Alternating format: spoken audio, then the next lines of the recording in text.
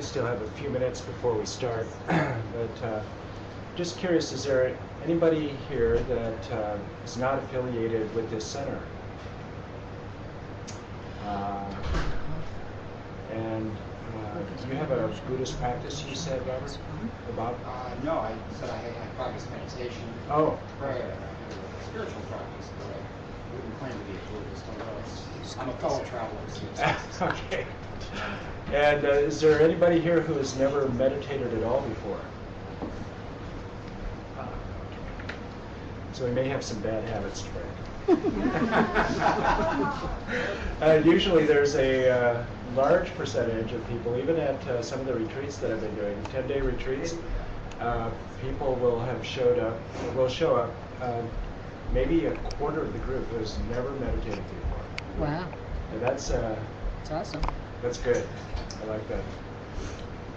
Everybody has a chance to, because we all basically are starting at the same spot.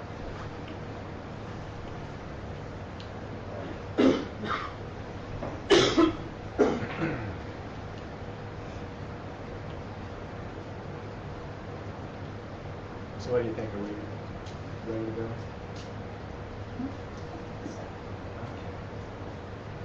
So, because this is Vajramudra Center, and almost all of you are affiliated with the center, and okay, we might have to turn off the fan or turn it down a little bit or something.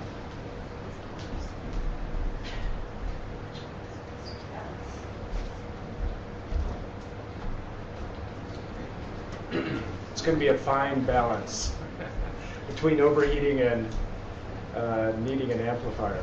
Tomorrow they say maybe a little cooler. Oh. I think the AC will kick in and we'll be freezing soon. So anyway, because we are at Vajramudra Center, and when I'm at yoga centers, I don't have an opportunity to do this, but it's something that is always a pleasure and delight, and will make the teaching go better for me. I'd like to just do my thing here and prostrate to our great lineage and our teachers, people that I owe so much to, and to people that I'll be referring to, some of these people, especially Jason Cobb.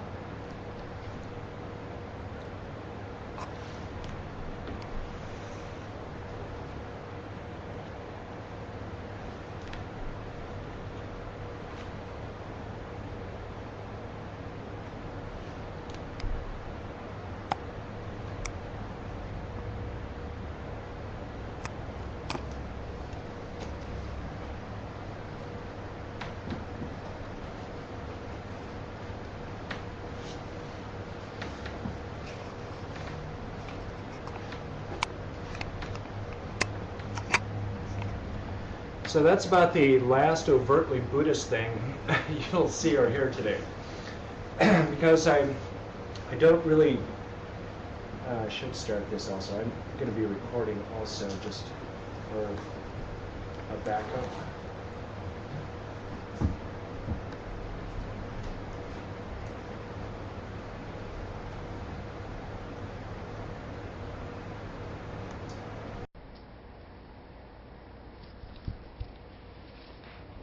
So these days, except in very special circumstances, I don't really think of myself as a Buddhist teacher. I think of myself as an investigative reporter. And so instead of these days, instead of my beat being state legislature or Seattle City Hall or environmental politics, my beat is the phenomena of consciousness. And one of the stories that interests me most on that beat these days is a system of training your attention to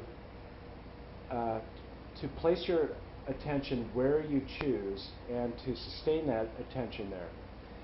This is a system called Shamata, 2,500-year-old system, invented by Lord Buddha and practiced and refined over 100 generations of meditators.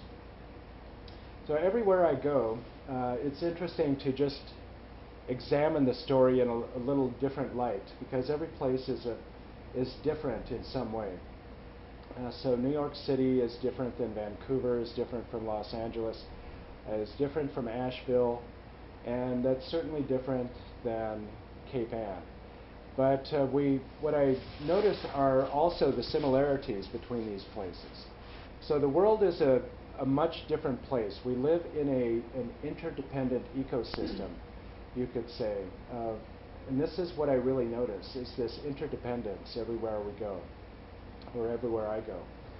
And there's an interdependence of this outer ecosystem, you might call it, the ecosystem that we inhabit, that, in many ways, Patanjali and Lord Buddha, who invented these systems, the one that the Buddha really, I think, developed and then refined a system that already existed, and then Patanjali really wrote on that. But there are elements of this ecosystem that they would still recognize. There are still many of the species of plants, even though there are so many plants and animals disappearing every year.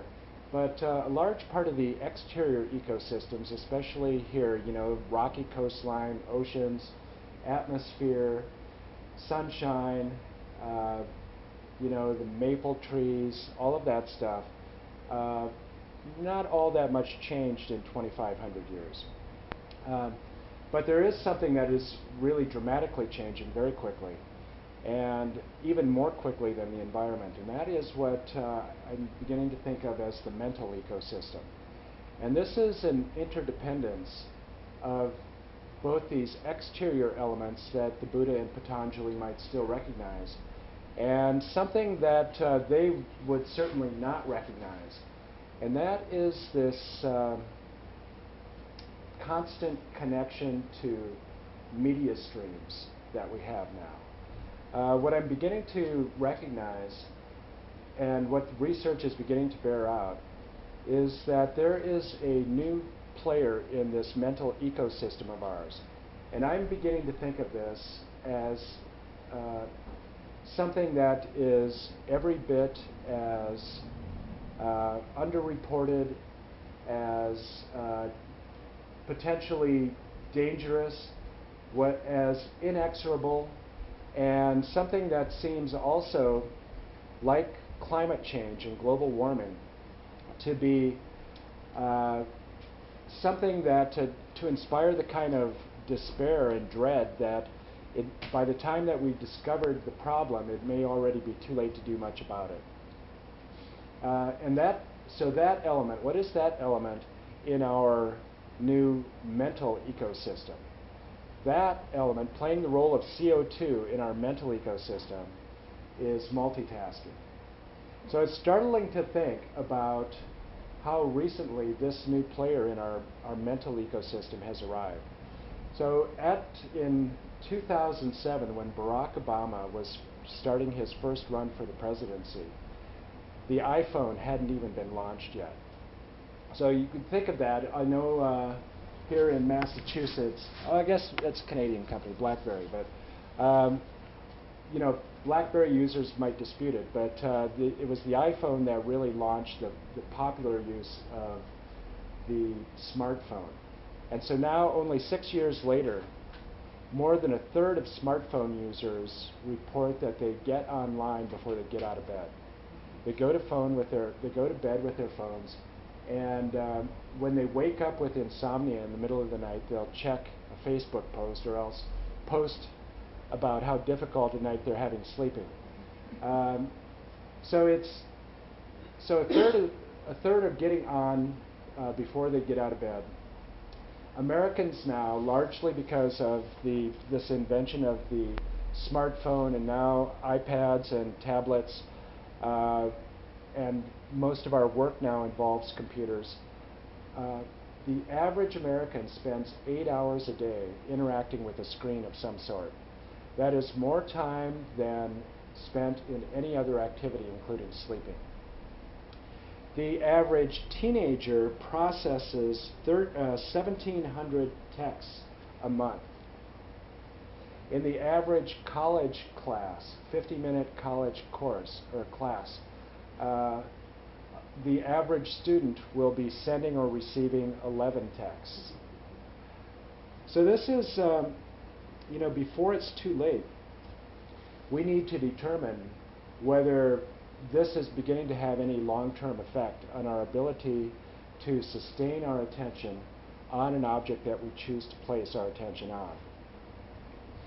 And so the research is just beginning to come in because the whole issue is so new that it's just the ramping up the research and getting the funding for it and publishing results. It's just happening in the last year or so, but there seems to be a very broad consensus that the brain is impossible. It's impossible for the brain to do two complex tasks at once. And so this is something that Buddhists have known for a long time, and contemplatives. But for complex tasks, what you can do is toggle your attention very quickly. And we'll talk more about how quickly that can be. But so this gives rise then to the illusion that it is possible to do two things at once. And so some of the research that's just coming in now, for instance, a study at the University of Washington released last year indicated that multitaskers actually believe that they're more efficient at the tasks that they're doing. However, when the efficiency is measured, the drop-off can be as much as 40%. This is enormous, isn't it? For complex tasks, every time the attention leaves the task and shifts to another task, the attention has to reboot the cognitive rules for that task. And so there's hi, welcome. Here's a seat right in the middle here, too, if you'd like to take that. Okay. So the loss can be up to 40%, even though, so it's such a huge drop-off in efficiency. But the great illusion is that we think that we're more efficient. And this could be why employers also seem to be, giving people multiple tasks to do at the same time, and that just seems to be part of the work environment as far as I hear anyway. So let's see, what else is going on here? So two Stanford cognitive scientists published a study in December that part of the effect is that heavy multitaskers find it very difficult to prioritize information. So they find it very difficult to create a hierarchy of importance for information. So you could be working on an important project that has a deadline of 1 p.m. in the afternoon. You have a meeting and you have to deliver a report, and all of a sudden you hear a ping of the inbox. That has the same importance as the task that you're working on, and your attention is dragged off to see, what whoever it was that needed to contact you had to say about that. They also find that multitaskers have diminished powers of mental organization and actually have more difficulty switching between tasks than non-multitaskers. And something that all parents are reporting concern about these days, and educators, and I have know teachers who are lamenting big change in the last 2 years about study habits, and parents are reporting also this whole new phenomena of media multitasking. So while they're doing their homework, students are sometimes have study groups, so they're Skyping while doing homework, And then somebody is posting a new YouTube video or something during the study session, and on and on. So just what probably many of us did when we were students, we listened to music. And it depends on the type of music, or do other things. But so with media multitasking, what's found is that students understand less, and they're less able to apply what they have been able to learn to different contexts from which they've learned it. So there's like a state-dependent learning that goes on. They also then memory memory deficiencies are showing up. So for old people, we when we begin to, this happens to us, what we believe is that the memory is there, but we just can't access it. It's right on the tip of my tongue, and then a moment later, we do access it. But what's happening now with this younger population is that because of the interference with the memory encoding during the task, the memory is just not formed in the first place. So these are all very, important things to consider about this new mental ecosystem of ours.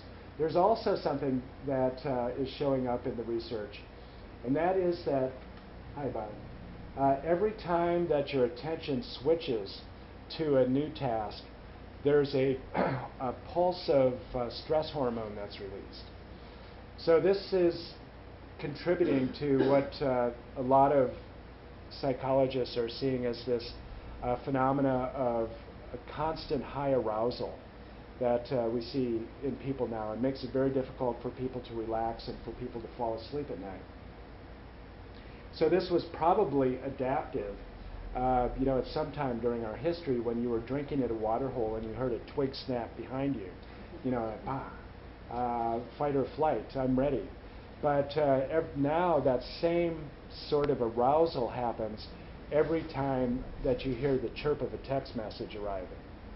So it's just constant arousal, arousal, arousal.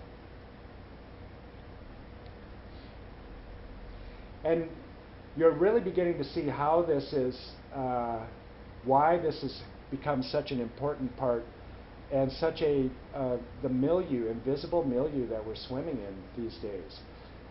The commercial propaganda is pretty strident and over the top and outrageous. One of the ones that I can't help but notice, I don't own a television, and I don't own much these days, but certainly I don't own a television.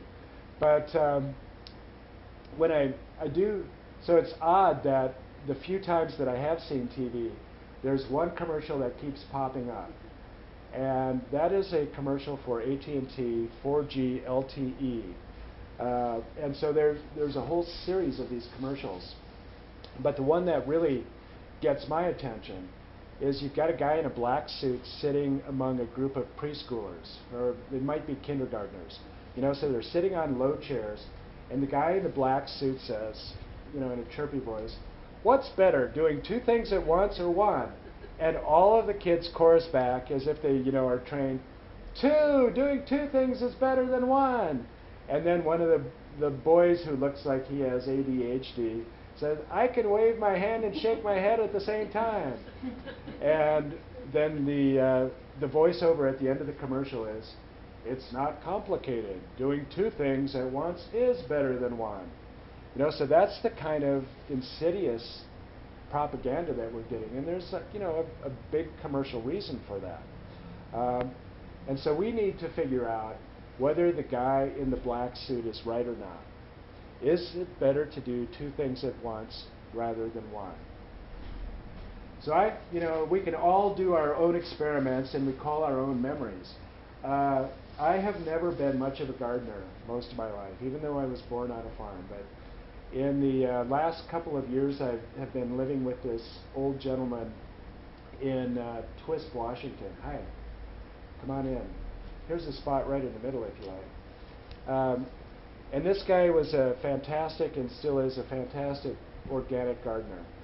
And so it was my introduction to how much time you spend in a garden and how much time it takes to produce a nice meal of produce. So, you know, you first of all buy the seeds, do the research, you know, get the seeds from whatever organic seed source, you know, and the rare seeds out in Pennsylvania and all of that stuff, you know, and then you till the soil, you fertilize it, you haul in the manure, you weed it, you plant it, you nurture these plants, you maintain the watering schedule, on and on and on, you know. And then finally, and then the aphids arrive, you know, and you have to deal with those one by one. And then, so finally, you've got some beautiful kale ready to harvest, you know. So go out, and this is the moment. You know, harvest some fresh kale, bring it in, make a beautiful fresh kale salad, you know, and add some beets and goat cheese to it. And then sit down, and then you notice, the mail has arrived. And there is the new literary journal from London that my friend subscribed to, you know. So open that up, big tabloid format, you know, and Salman Rushdie published a new book. Wow, what are they saying? 2 different views on it. And before you know it, I had probably 25 hours into producing that plate of kale. Before you know it, I looked down and my plate is empty, and I had no experience whatsoever of eating that plate of kale. Because I was reading the article, I was multitasking, right? And so it goes with our whole life. You know, we're trying to do 2 things at once, and we're not present for what is appearing right in front of us. So, is it better to do 2 things rather than one? We need to really ask ourselves that. In India, ancient India, this ability to place your attention on an object and to sustain it there has always been considered a sustenance of health as important as food and water and sleep. So we need to ask ourselves then, are we beginning to deprive ourselves of a basic sustenance of life by engaging and developing this attention deficit that the guy in the black suit is trying to train in us? So you just need to wonder, I think, I think that the time for research is due on this one also. We're beginning to see a whole new series of psychological issues arriving in the last 10 years or so. So, for instance, in the last 10 years, suicide in the United States has become the leading cause of death, or has now causes more death than traffic accidents. The rate of suicide in men between age 50 and 60 has increased 50% in the last decade. 50%. Now, a full quarter of the population in the United States is on antidepressants. The United States prescribes 5 times the amount of Ritalin for ADHD than the rest of the world combined. There are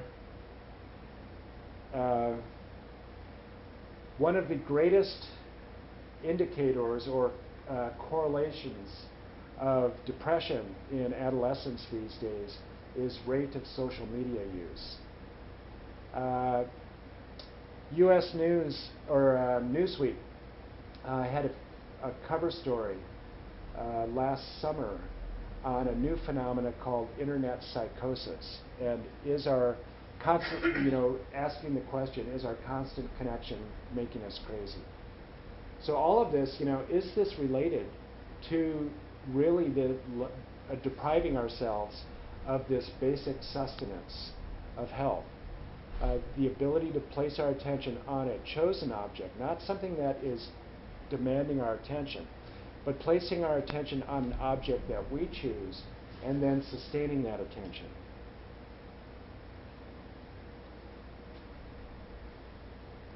So from the perspective of Shamata, which is this whole progression of techniques designed to sustain attention on an object on which we choose, our culture is training in us an attention deficit disorder. And so there's a lot of documentation also in the media and journals these days about the health benefits of the kind of meditation that we're going to be training ourselves in this weekend, which is basic mindfulness meditation and rigorous mindfulness meditation. For instance, John Kabat-Zinn's work at Boston University Hospital has, for more than a decade been demonstrating great benefits for reduction in all kinds of stress-related things like high blood pressure, migraines, dealing with recovery from heart attacks and heart surgery.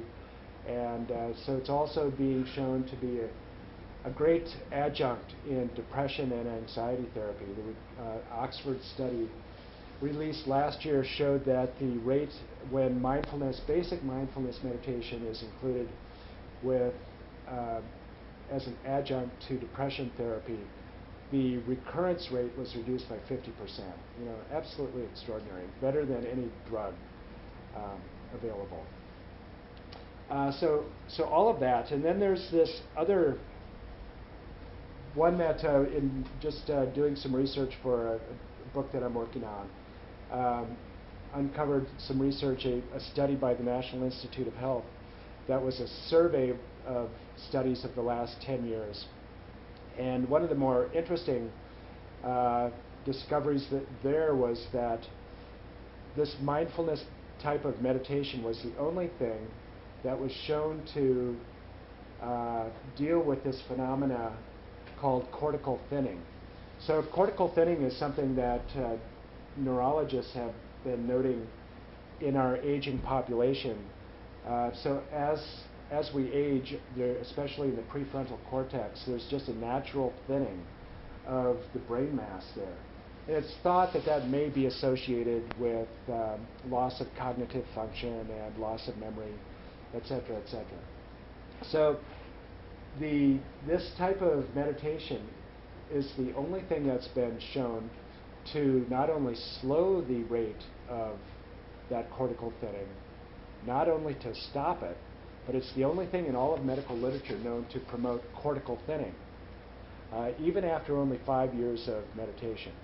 So this is part of the reason that I think, and I ought to be the one to write this story, because when this really gets out, what you're going to see is people showing up at your meditation classes with doctor's prescriptions. They'll be coming with hypertension or onset of dementia, or it may be too late then, but everybody age 45 or older is going to be required by their insurance company to attend mindfulness meditation classes. Why is that? Because another story just published about a month ago, dementia now accounts for a greater percentage of our medical expenditures in our healthcare system than cancer or heart disease. So this is becoming a big, as national healthcare policy begins to be more and more about the bottom line of treatment, you're going to be seeing cortical thinning showing up as a reason that people are coming to your meditation classes. But the biggest reason, so that all of that is a great reason, and people, my personal prediction is that, so as I mentioned last night, there are 16 million people doing some form of yoga in North America now. What's your guess on how many people are doing it for the reasons of Master Swatmarama or Master Patanjali outlined in the two seminal texts of yoga, the Yoga Sutra, or how much? 5, I said, but maybe 1. If 5 or 1%? Yeah, so I think that's generous. Let's just say 15.5 million of those are doing it for health benefits. They're doing it either for health benefits, fitness, feeling good, or sculpting their butt or something, you know. But it's not all about using that. In what Theos Bernard described last night, asana is only the first stage of a progression, leading then on to pranayama and subtle body practice and etc. So meditation, I think, is going to be the same. I think in 5 years there'll be 20 million people meditating, and 19.5 million of those will be, maybe 19 million, will be starting anyway because of the health benefits. And because they can't do yoga anymore, or something like that, you know.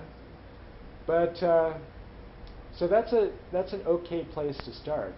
But the reason that this practice of shamatha has survived for 2,500 years is not because of the health benefits.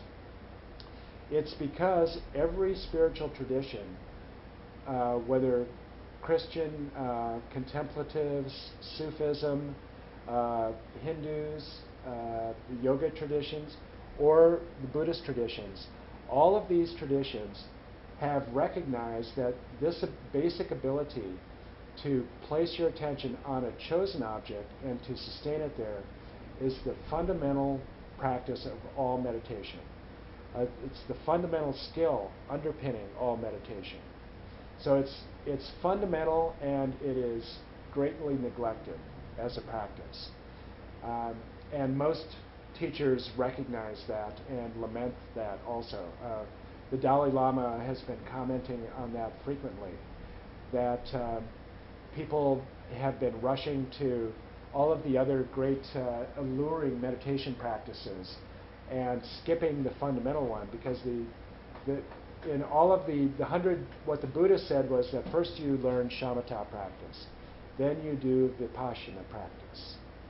Then after that you do heart opening practices. After that you do vajrayana practice. There's a progression, but everybody, you know, it's not just this generation and since it's been introduced to the West. This was going on in Tibet also, that people were skipping past shamatha, in some traditions anyway. Some traditions have been more diligent about it than others. But in Gelugpa tradition, I think, especially, it's something that has been a neglected practice.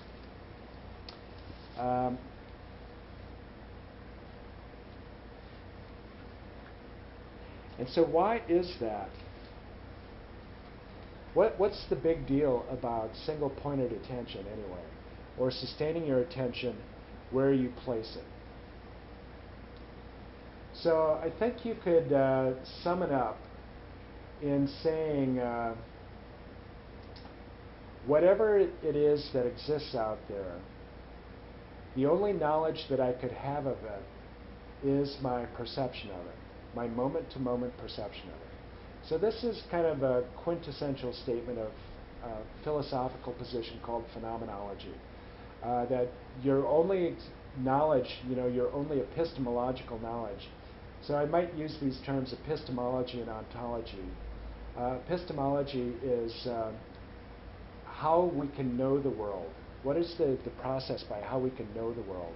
And then ontology is a statement about how does the world exist, or how does a phenomena exist. So Buddhism is really all about epistemology, or that you could say, I guess that's dependent origination. But Buddhism is very phenomenological. Whatever it is that exists out there, my only knowledge of it can be through my moment-to-moment perception of it. William James said about 110 years ago, for the moment, what I attend to is reality. For the moment, what I attend to is reality. So then we need to ask the question, what is happening to the quality of my reality because of this attention deficit that I have been training in? and that my culture has been inculcating in me. How is that affecting my reality? For the moment, what I attend to is reality. James also said, because James, some people think of James as the founder of American psychology, and if that had been true, things could be a lot different now. But James's approach to understanding consciousness was that it all had to be done on as a first-person investigation. The only way that you could make statements about the phenomena of consciousness was by running experiments on your own consciousness. And that idea quickly fell out of fashion, and by 1910 or so, we were, already deep into behaviorism as our modality of understanding human behavior. But so anyway, James said that an education that could train the attention to be sustained on an object of its choice would be, quote, the education par excellence. But he was at a loss in describing what that education would be. He knew that if you could train your attention, that would be the underpin all of your other investigations in all science, in all arts, in all spiritual practice. But he had no idea how to do that. So even though James wasn't aware of these practices 110 years ago, luckily we don't have to invent that curriculum. This has been practiced and handed down for 100 generations. And in Buddhism, this practice is called, in Sanskrit, Shamata, in Pali, Samatha. But that has typically been translated, commonly translated into English as quiescence, sometimes as calm abiding also. But I'll use that term quiescence. So this is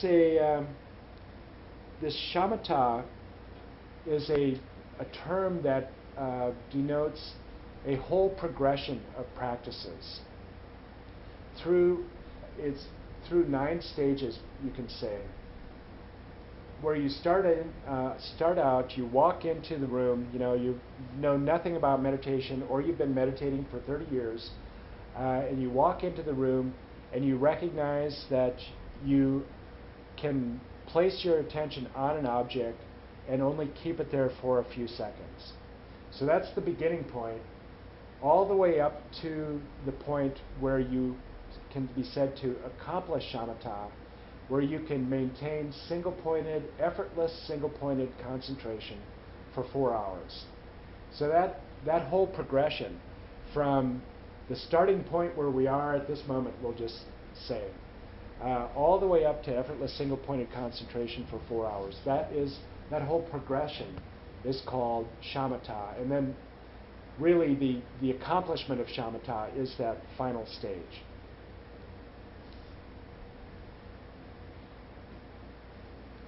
So the beautiful thing about this shamatha practice is that it doesn't require any allegiance to any creed.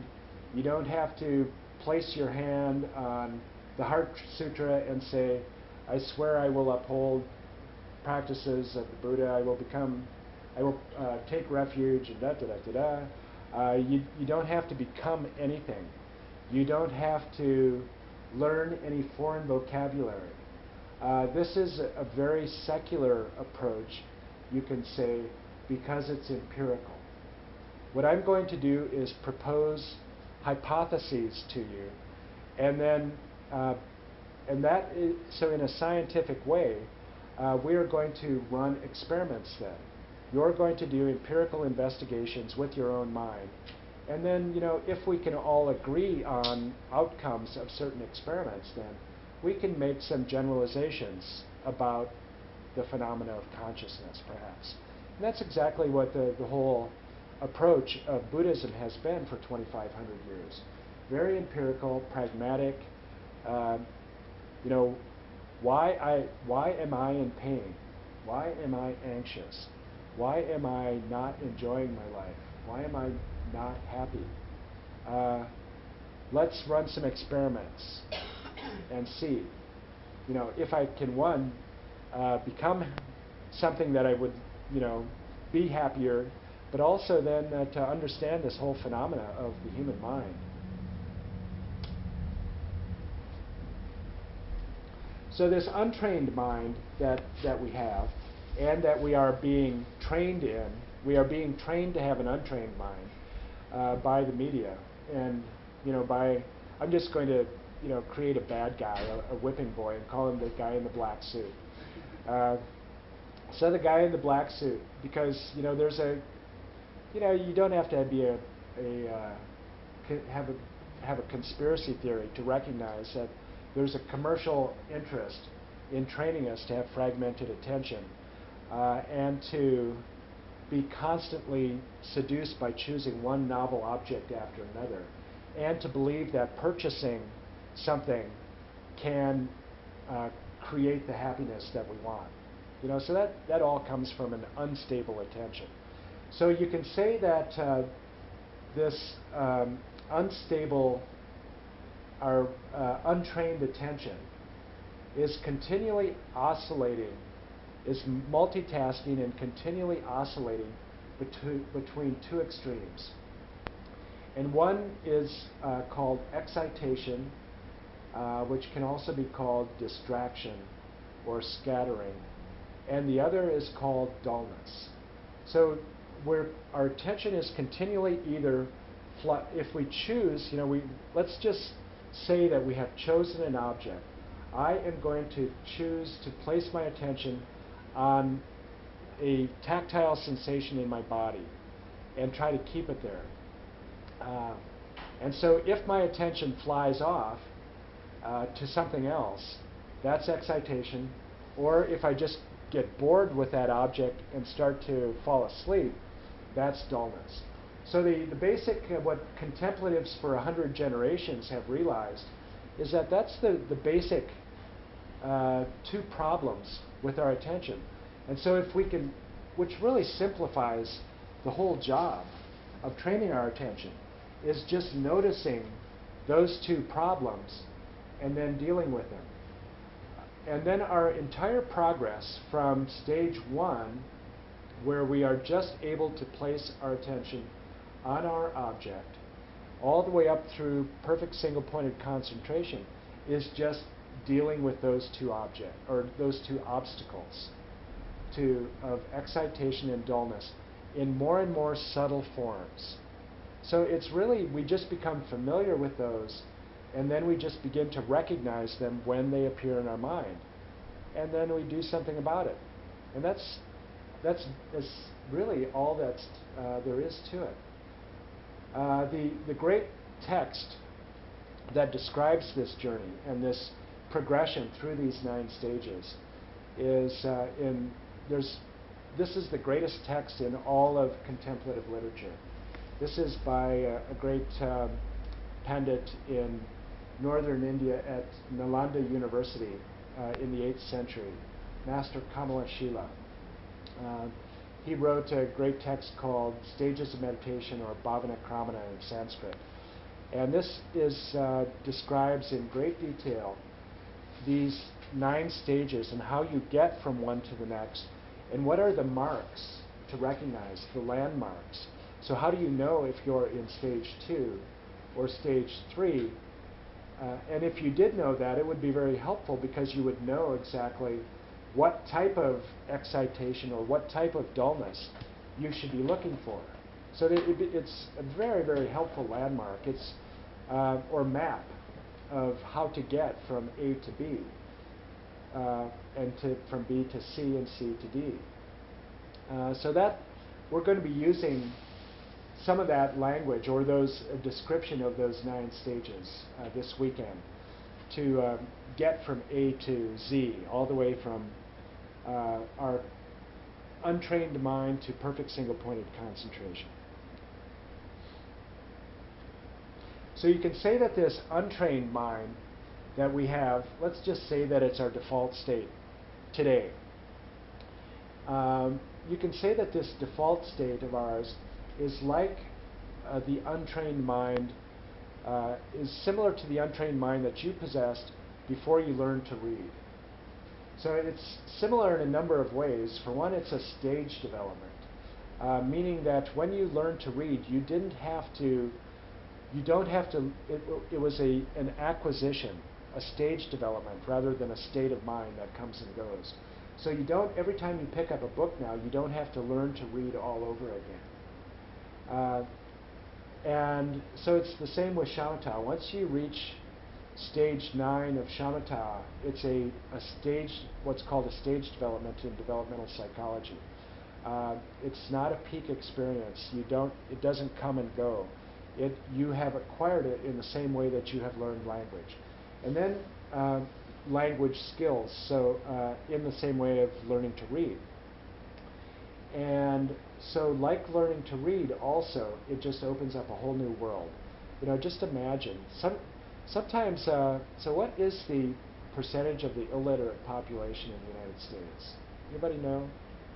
I've heard varying, sometimes somebody does know, and I think it's somewhere around 11% or so. 11 sometimes, or maybe 16.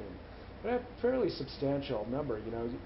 It's shocking to think that 1 in 10 people that you might meet walking down the street doesn't know how to read, doesn't it? So, and you wonder, how does the richness of their world compare to, the richness of a world in which somebody can read? So that's kind of what, you can just use that as an analog to this world of Shamata. With our world of untrained attention, it's like we're illiterate. And once we learn to sustain our attention on an object of our choice, everything is going to go better. So basically, that's the fundamental learning of 100 generations of meditators. Everything that you do with distracted attention is more difficult, is less fulfilling. Everything that you do with stable attention, stable and vivid attention, is easier and is more fulfilling.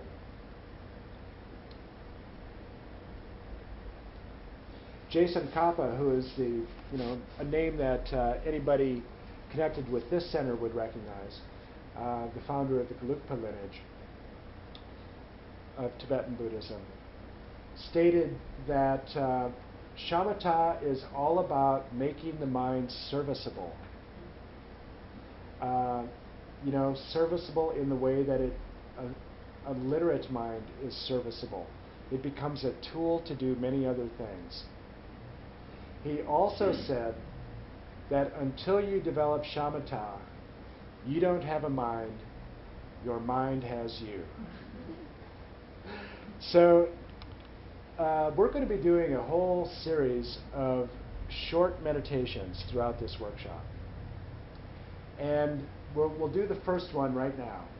And this will be a 3-minute meditation without any instruction whatsoever.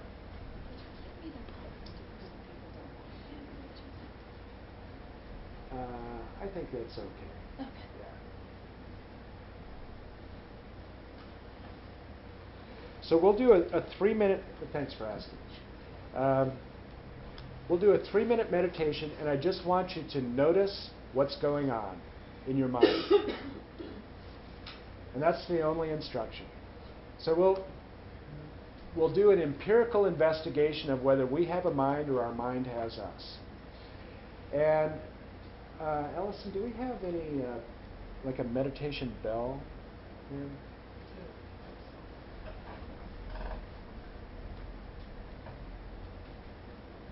Oh, that's a beauty, yeah.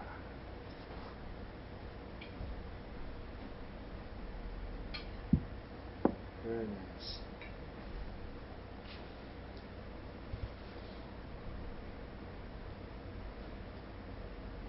So we'll ring the bell 1 time to commence your meditation, and then 3 times to end your meditation.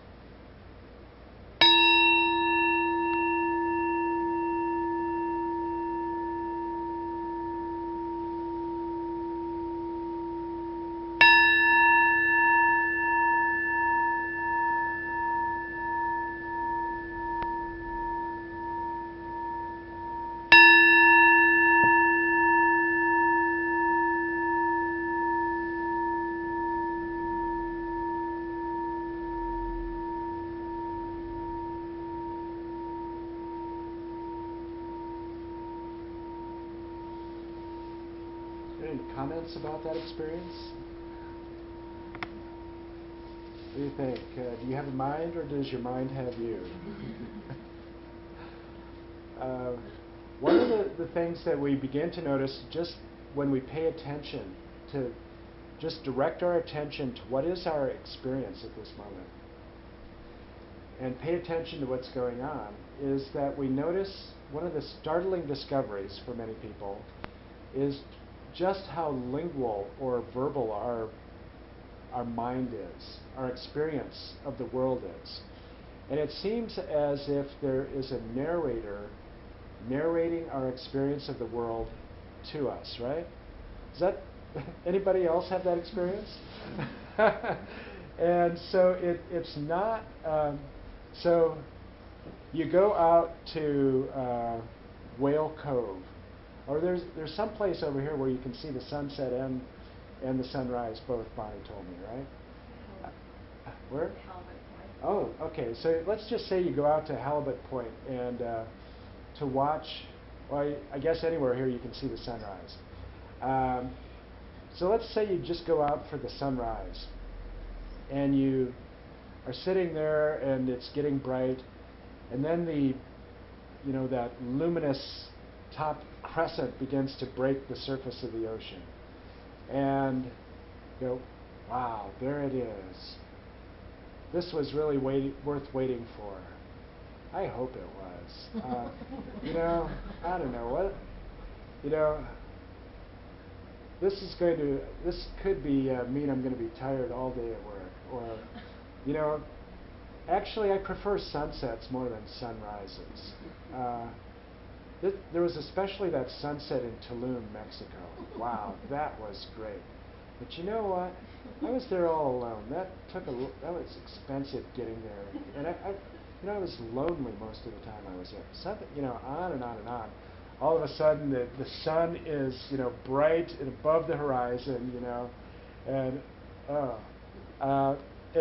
that's the way that a large part of our experience goes. There's a reason for that, and there's a reason that we are being trained that way also, and that's going to be the focus of a talk that I'll be doing on Monday night called The Three-Step Dance of Turning Concepts into Realization. It's all about some new discoveries in neuroanatomy and brain lateralization that describe this process and the two types of attention that we give to the world. Fascinating stuff from a great scholar at Oxford that intrigues me, and I'm using as research for part of this new book. But it's an interesting thing, this narrator. You can say, so contemplatives would describe this narrator as being obsessive, compulsive, and delusional, which leads to an obsessive, compulsive, delusional disorder. The obsessive part is that it's as if, we live in, I don't know, you could choose almost any one of these houses up and down the coast, that has, let's say, 100 rooms in it or something, one of these big mansions. And these days, when somebody builds a big, expensive house, what they do is they put sound systems in every room, including the bathroom. So if it's 100 rooms, there are 100 media systems, and they can all be hooked into, a central place. I have a friend who just built a place like this in Lake Tahoe.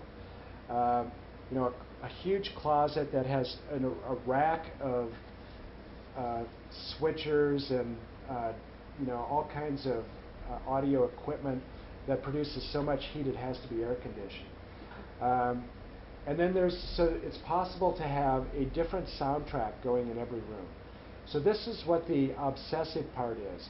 Let's say you live in a house like that, but you can't control the volume or what's being played.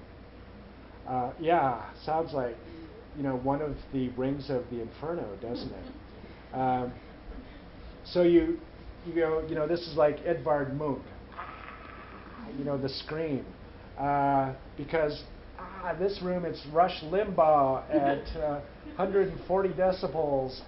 And so you flee to the next room, you know, and it's some more talk radio. Hi there, come on in. And so you flee from room to room, but you can't turn down the volume, and you can't control what's being played. And add a video track to that too, you know, so it's like the 500 cable channels, you know, with all the infomercials and everything. You know, so you're fleeing from room to room and you can't escape it. So it's just incessant narration of my experience. So that's the obsessive part of it. It's interesting that this was one of the tortures documented at Guantanamo Bay by Amnesty International. Was 24-hour high-volume soundtrack of, you know, something that the Muslims didn't like. You know, so that's welcome to your obsessive narrator. The compulsive part is that it sucks us in, right? It really gets our attention. So we begin to think that, wow, this narrator is clever. This narrator is really fascinating. This narrator is telling me something really exciting. It gets our focus, and we can't turn away from it. You know, it really demands our attention. And then the delusional aspect of it is that we begin to believe that this narrator is real and describing a real world to us. And we then begin to think, if this narrator didn't exist, if without the story of this narrator, would I have any experience of the world at all? And if this narrator didn't exist, would I exist? So this is the delusional part of it. And the disorder is that this obsessive, compulsive, delusional experience of the world is what creates all of our problems. So shamatha is a meditation, a way of training our attention that pulls the plug on this obsessive, compulsive, delusional narrator before it begins to suck us in. You know, if we lived in a house like that, you know, where it was 500 channels, we couldn't control the volume, and we couldn't control the station, and we were paying $100 a month for the cable channel, it wouldn't take long, and we'd call them up and say, I'll pay you $200 to disconnect it. So that's what shamatha meditation is doing. Save your money and just start meditating, you know. $200 a month that you can put into your bank as part of your meditation practice, right? So this is what shamatha practice does. It pulls the plug on the obsessive, compulsive, delusional narrator before it has a chance to suck us in and become compulsive. And so to do that, we need a strategy, a meditation strategy that takes advantage of a very basic, fundamental truth about our consciousness, about our human mind. And this is what contemplatives have been saying for 100 generations, and cognitive science is also saying now too, that we can only attend to one thing at a time. So that's very helpful. So if we can only attend to one thing at a time, all we have to do is choose an object to attend to. If we don't want to listen to the involuntary stuff, the 500 channels that we don't chew as we flee from room to room, what we can do is take advantage of that basic fact that the mind can only attend to one thing at a time. And decide what that object will be. And then we train our attention to sustain our attention on that object. And what we notice then is a corollary of that fundamental truth, that the mind can only pay attention to one thing at a time. And that is also that the mind abhors a vacuum. So if you lose your focus on that chosen object, in rushes that obsessive, compulsive, delusional narrator again, because the mind abhors a vacuum.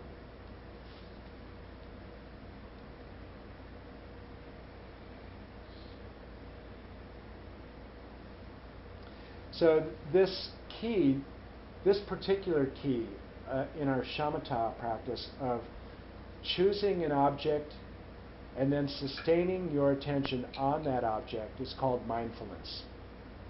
So within Shamata tradition, mindfulness means your active present moment of attention focused on an object of your choice and then sustaining that attention.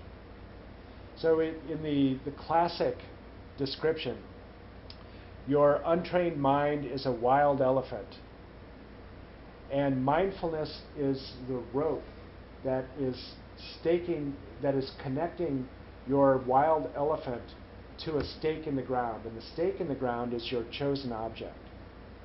So mindfulness is what keeps you on your chosen object. So this is a little bit different.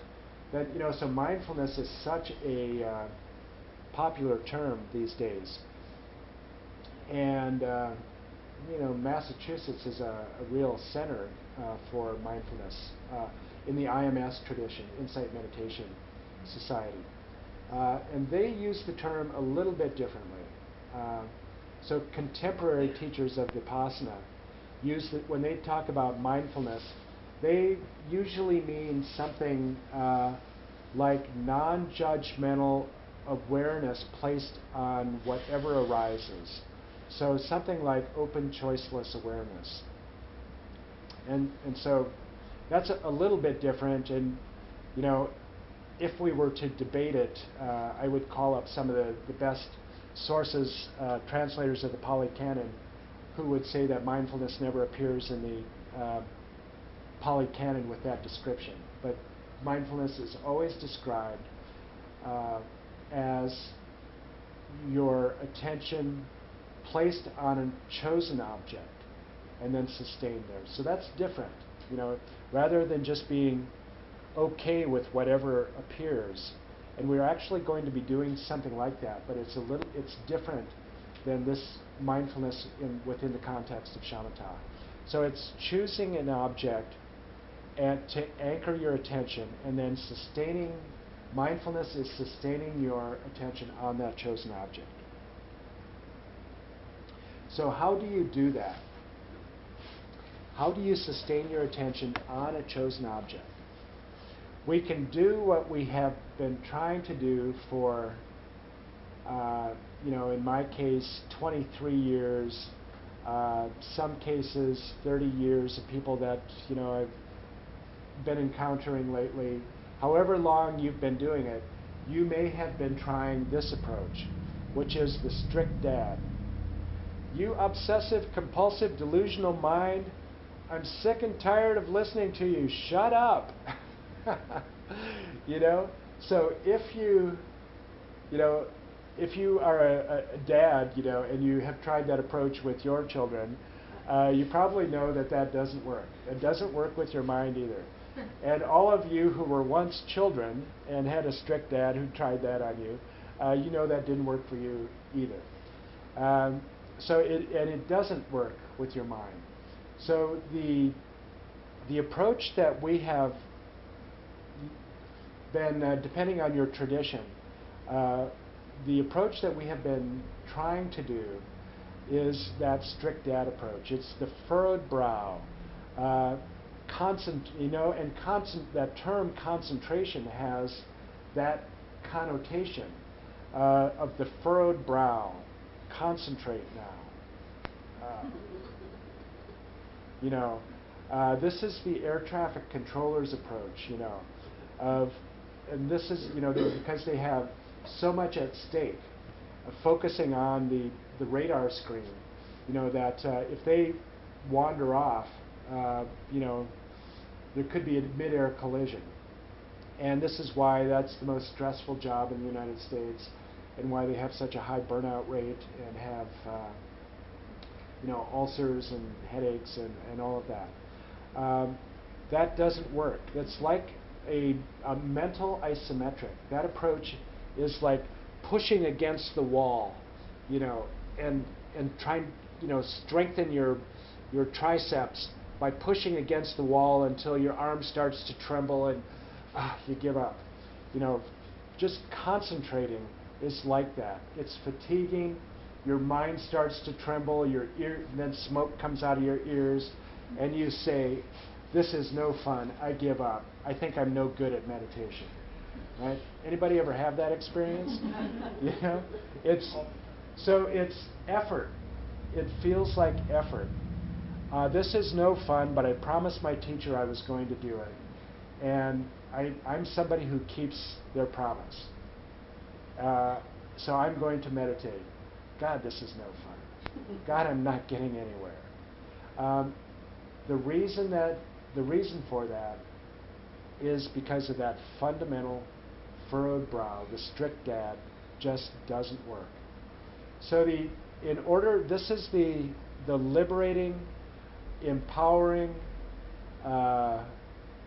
revolutionary discovery, not of me, not of Alan Wallace, who is the one who I am drawing a lot of this material from.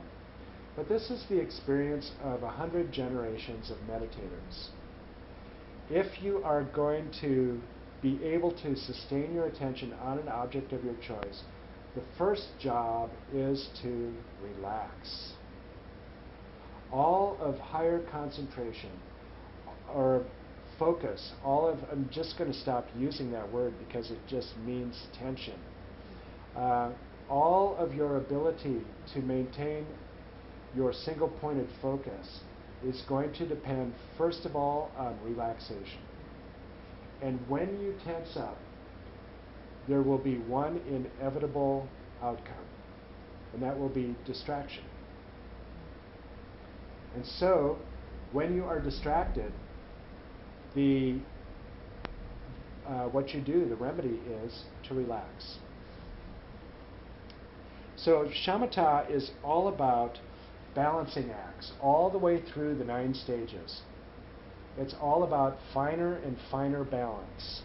And by the end of the day today, we are going to, your meditation will achieve a very fine balance, even by the end of today. And so the balance here at the very beginning is balancing effort and relaxation. And what we have tried before is just unbalanced effort, just willing ourselves to concentrate.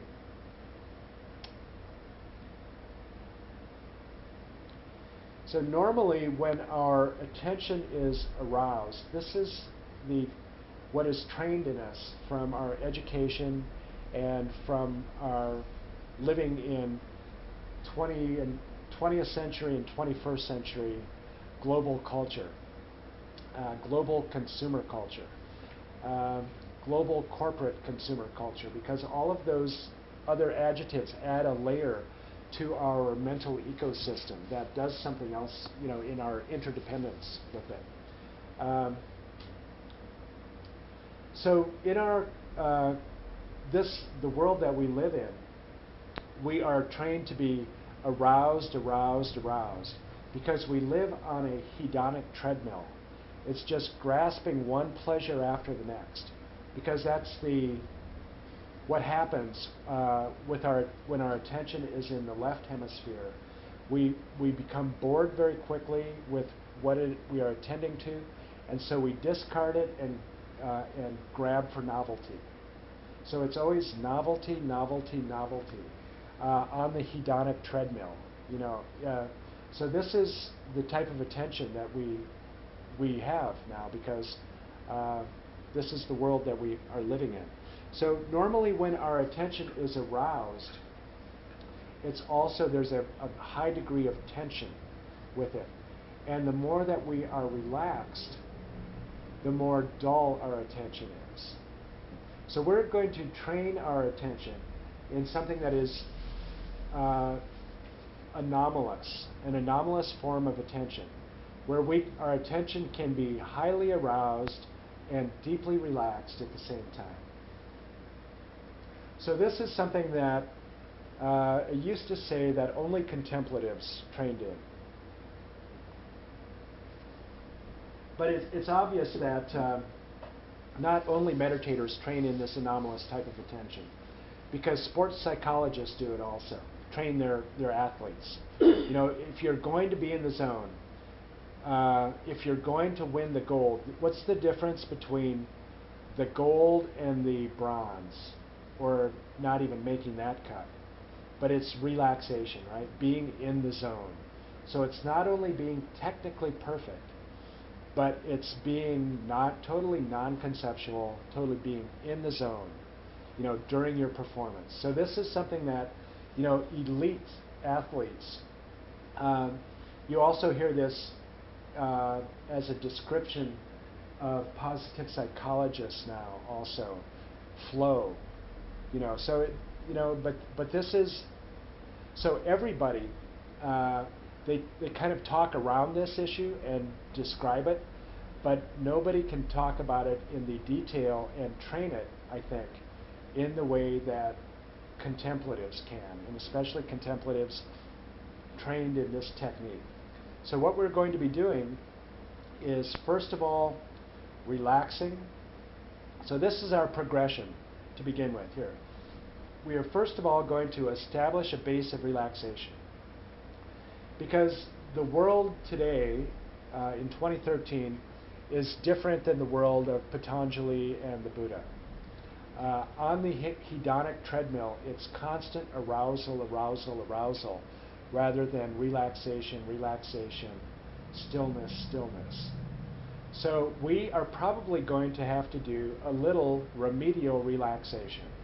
Sorry about that. You know, that's something that all of us can probably use and welcome in our lives, is just the ability to relax when we want to. We choose, this is a nice time to relax, and I can do it at will. And you're going to learn techniques for doing that. So to do that, we are going to employ another strategy. So the Buddha actually authorized, so you might hear during this weekend a number of what might sound like heresies, meditation heresies. And one of these is that the Buddha actually, and all of these heresies are going to, I'm not the heretic, the Buddha was the heretic. So the Buddha actually authorized and encouraged 4 meditation positions. We only think of one in our immediate lineage. You sit, you know, in some variation of siddhasana, lotus, half lotus, you know, but your seated position, you know, with a half smile on your face for 1 hour each day. The Buddha had a different approach. He said that there are 4 positions. Standing position that we'll use infrequently in retreat. Walking position, which becomes a very fundamental part of retreat. The seated position that we're all familiar with, and that seated position can be either on a cushion on the floor or on a chair. And then the 4th, this is the heretical one, is the supine position, Shavasana. You can, not only is it okay to meditate in Shavasana, you need to. Why is that? Because all of these positions you can array on a continuum. from relaxation to clarity or arousal or tension, you could say over here. The most relaxed of these positions is going to be Shavasana, right? That's why all of you yoga teachers or anybody who goes to yoga class know that when you get to that point, especially after vinyasa flow or something, and you get to that point, everybody is deeply relaxed, and a lot of people start snoring, or some people start snoring, because it's the most relaxed of the four positions. Then after that, so you've got here is the supine position, Shavasana. Then the next, moving over towards clarity or tension, muscular tension over here, would be the seated position, because it takes more muscular tension to stay upright. You're engaging bandha lightly, your spine is erect, your head is erect, so that is less relaxed. And when we are really, because we need to establish a base of relaxation, we first need to start out in the most relaxed position. And then after the seated position would be standing. And then after that, the most muscular tension, the most alert, the most clarity would be over here at this end of the continuum in walking meditation.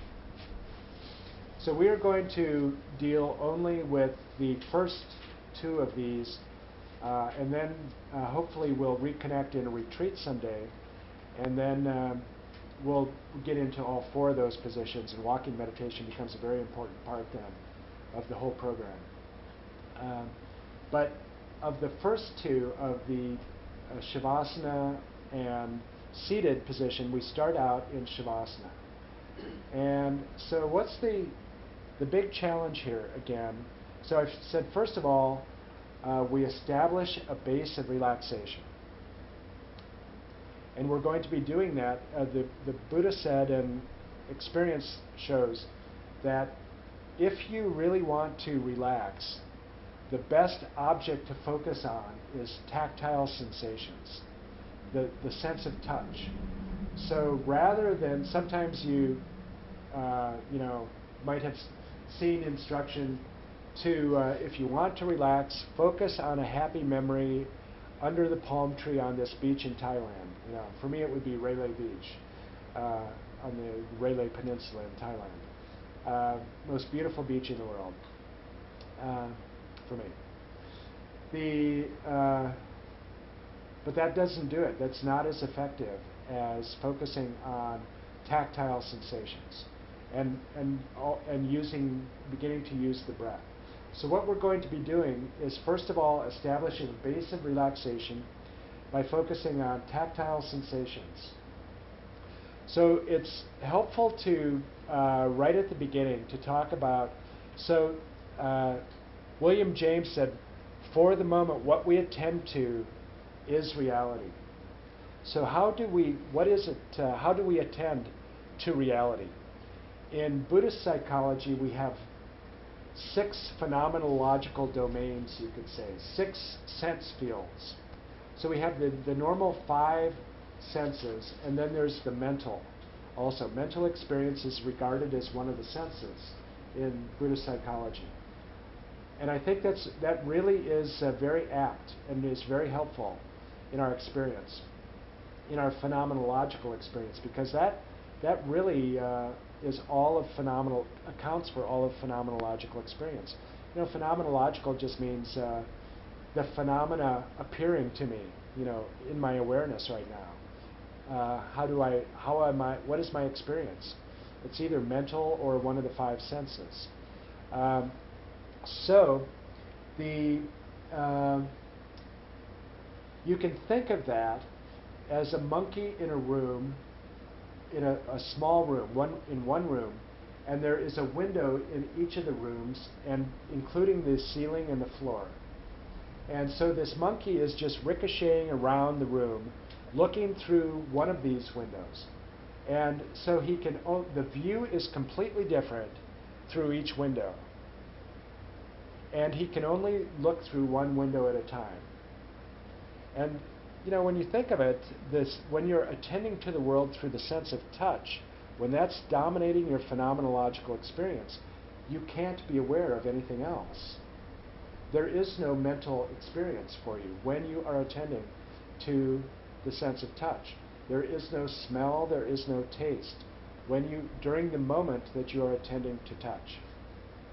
So tactile sensations, giving our full attention to tactile sensations is the way that we establish the base of relaxation. And we do that in Shavasana, the most relaxed. And then what we do is we begin to use the breath. By what we're going to do is to scan the body for any tension or any pain and then release that on the out breath. So this is, something that you've heard in yoga classes often also. But you notice tactile sensations, and then wherever you note any tension or pain, you let the breath be drawn to that sensation as if magnetically, and then you release that tension or pain on the exhalation. And then just before we begin, one other thing. It may seem like very elementary instruction, but it's actually extremely important. What you're going to be doing is training your attention to look through one window only, and that's the tactile. And so what you're going to be noticing and asking yourself, is this a tactile sensation, or is this a mental image of a tactile sensation? Because what you begin to recognize, what we're beginning to do is to train this capacity called bare attention. And that is to look through. So bare attention means that you are looking through one of the 5 sense windows. And the window that we're going to be looking through is tactile, the tactile field. And what you may notice is just constantly this mental map of your body coming up. And so you feel, a sensation of tension or pain in my elbow.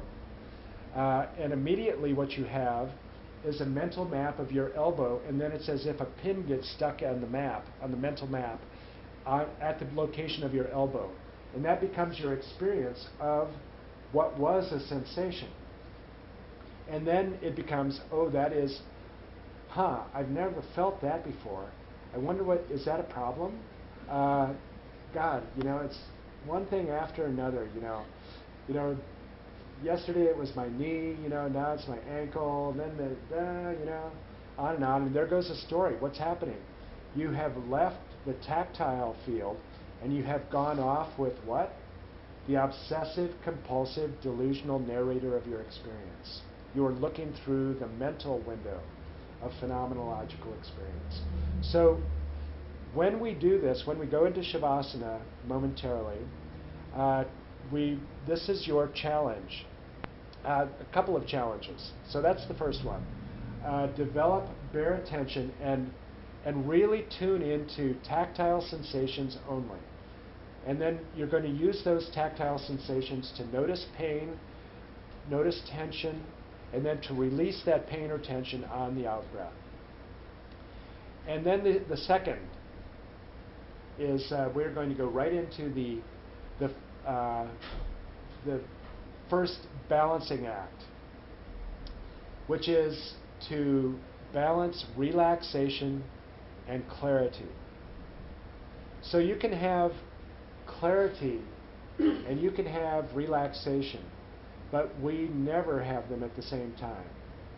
So clarity is like, when you're out sailing your trimaran and, you're heeled over and you're feeling your harness is what's keeping you in the boat. You have great clarity, right? There's no way that you're going to fall asleep at that point.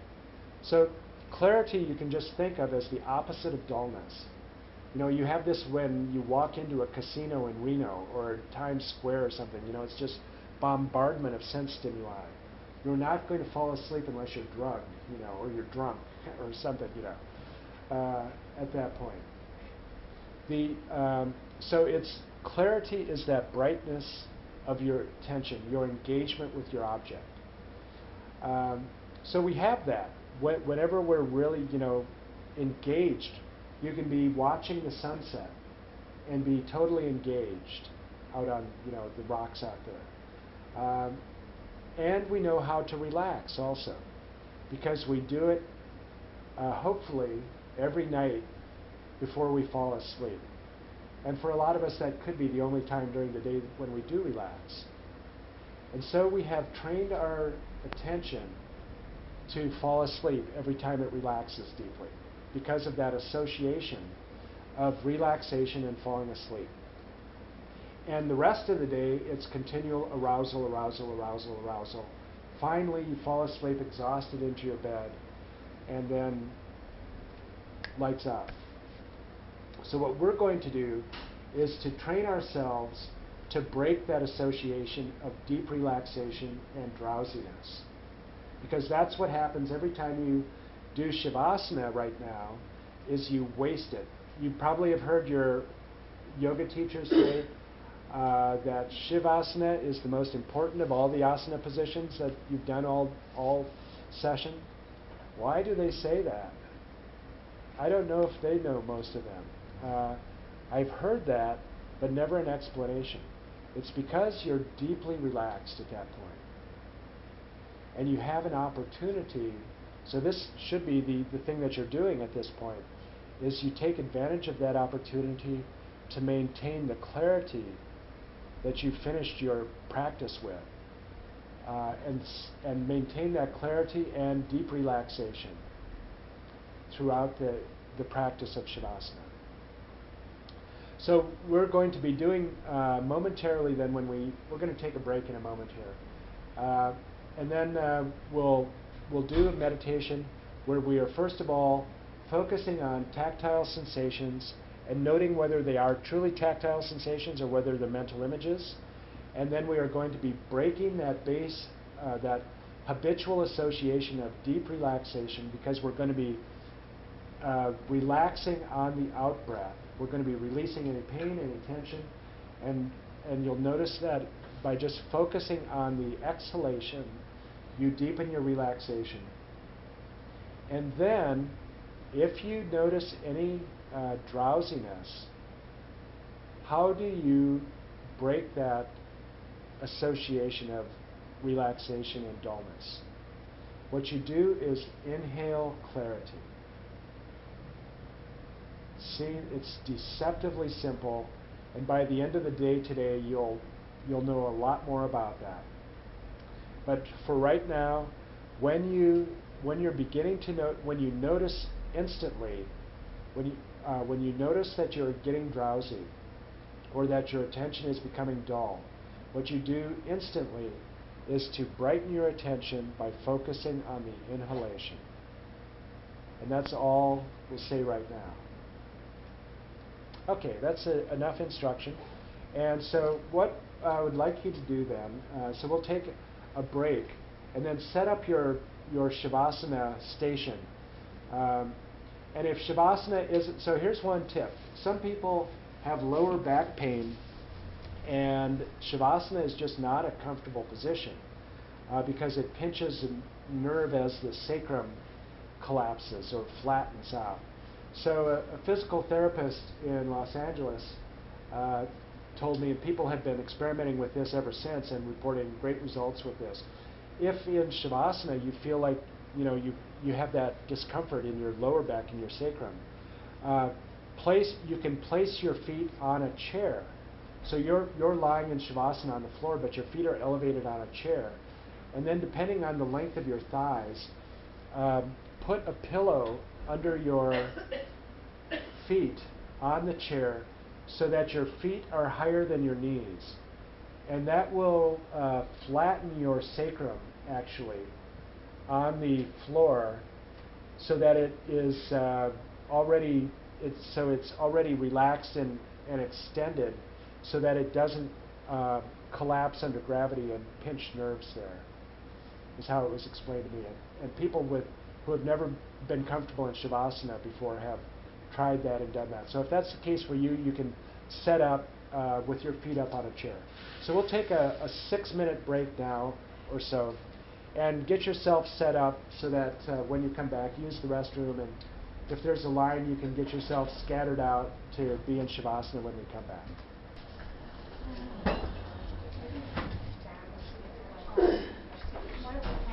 About that as spiritual insurrection, because then that puts you right in the kind of the cutting edge with Adbusters, because they're talking about spiritual insurrection as part of the way of bringing down or this spiritual insurrection is going to be what happens after the fall of the corporate state or something like that. I don't know. But, so it makes a great T-shirt or baseball cap. Spiritual insurrectionist.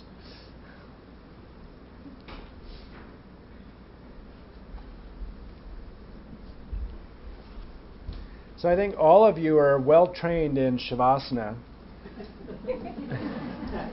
Your form looks very good. You can either put a bolster under your knees, a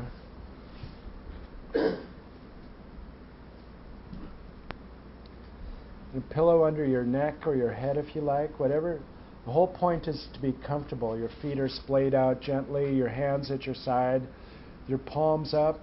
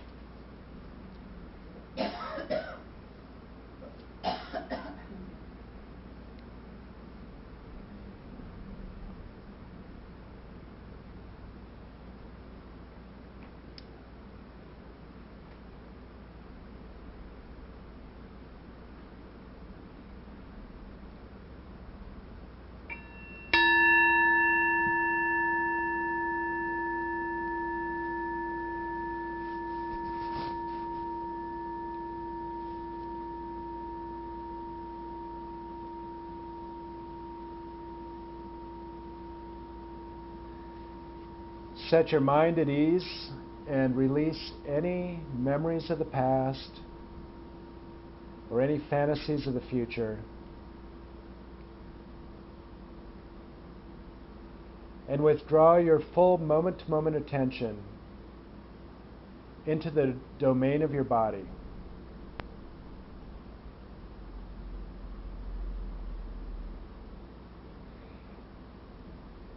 And engage the present moment of tactile sensations. Throughout this practice, try to remain physically as still as you can.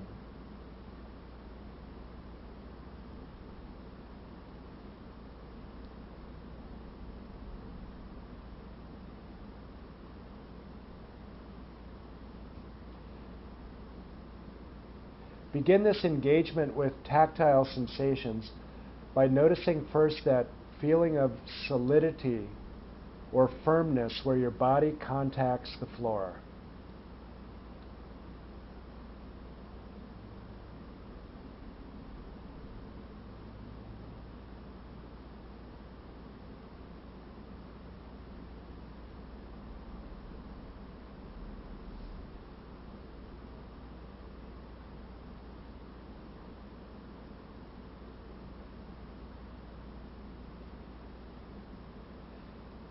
And now let your attention roam throughout the body, noting tactile sensations wherever they appear.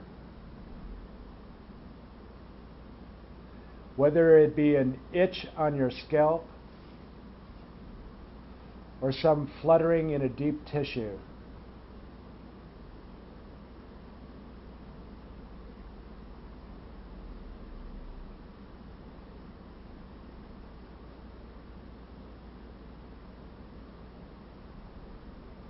And if you note any tension or any pain, let your breath be drawn to it as if magnetically. And then release that tension or pain on the exhalation.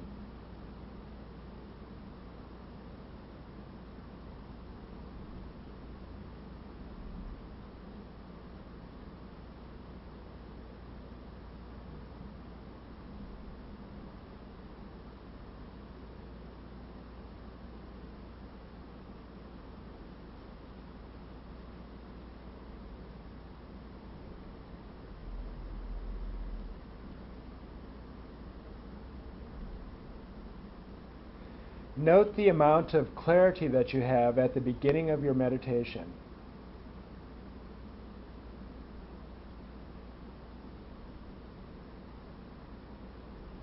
And as you deepen your relaxation with every out-breath, if you notice that habitual slide towards drowsiness, revive the brightness of your attention on the inhalation.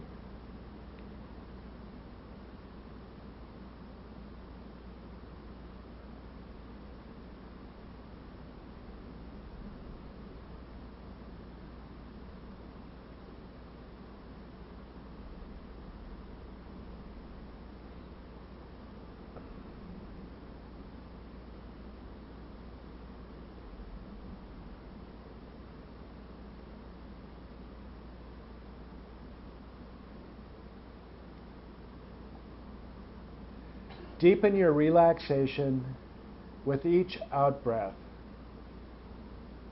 as if with an inaudible sigh of release.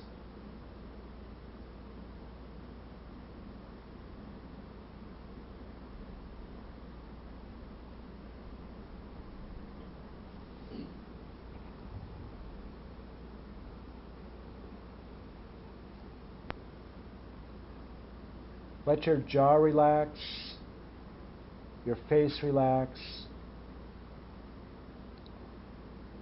your eyebrows relax,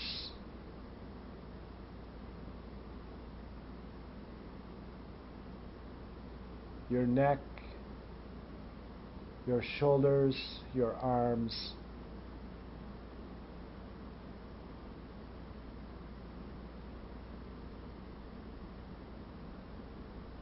your fingers,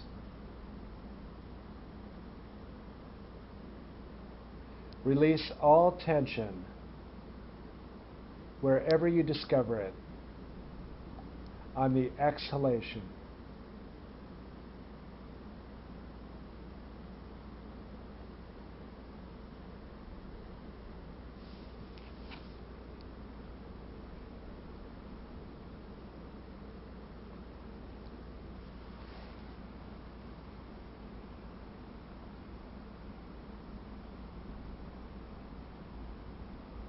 Deepen the relaxation in your thighs, your calves, your toes,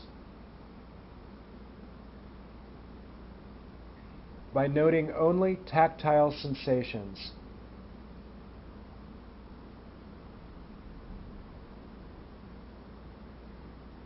And being aware whether you are actually engaging with a mental image rather than a tactile sensation.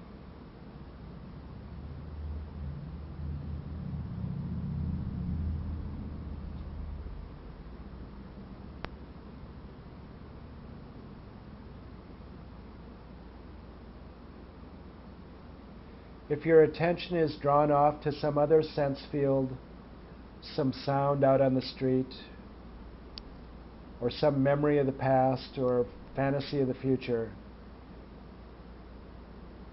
gently release it and return your full moment-to-moment bare attention to tactile sensations wherever they arise in the body.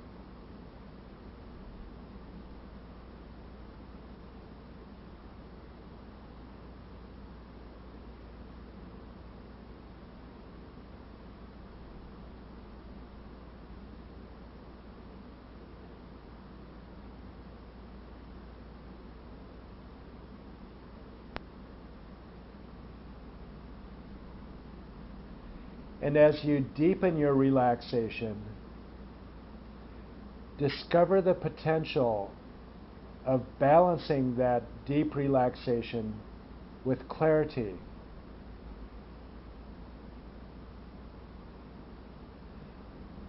By eliminating drowsiness on the in-breath.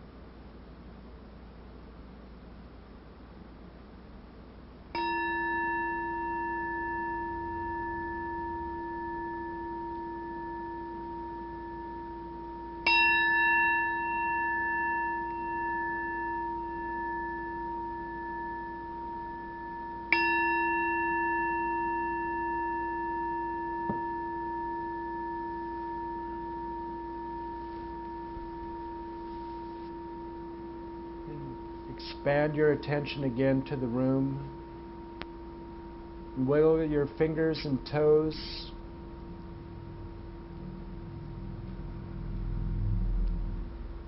And stretch. And as you're ready, roll over onto your side and return to your seat.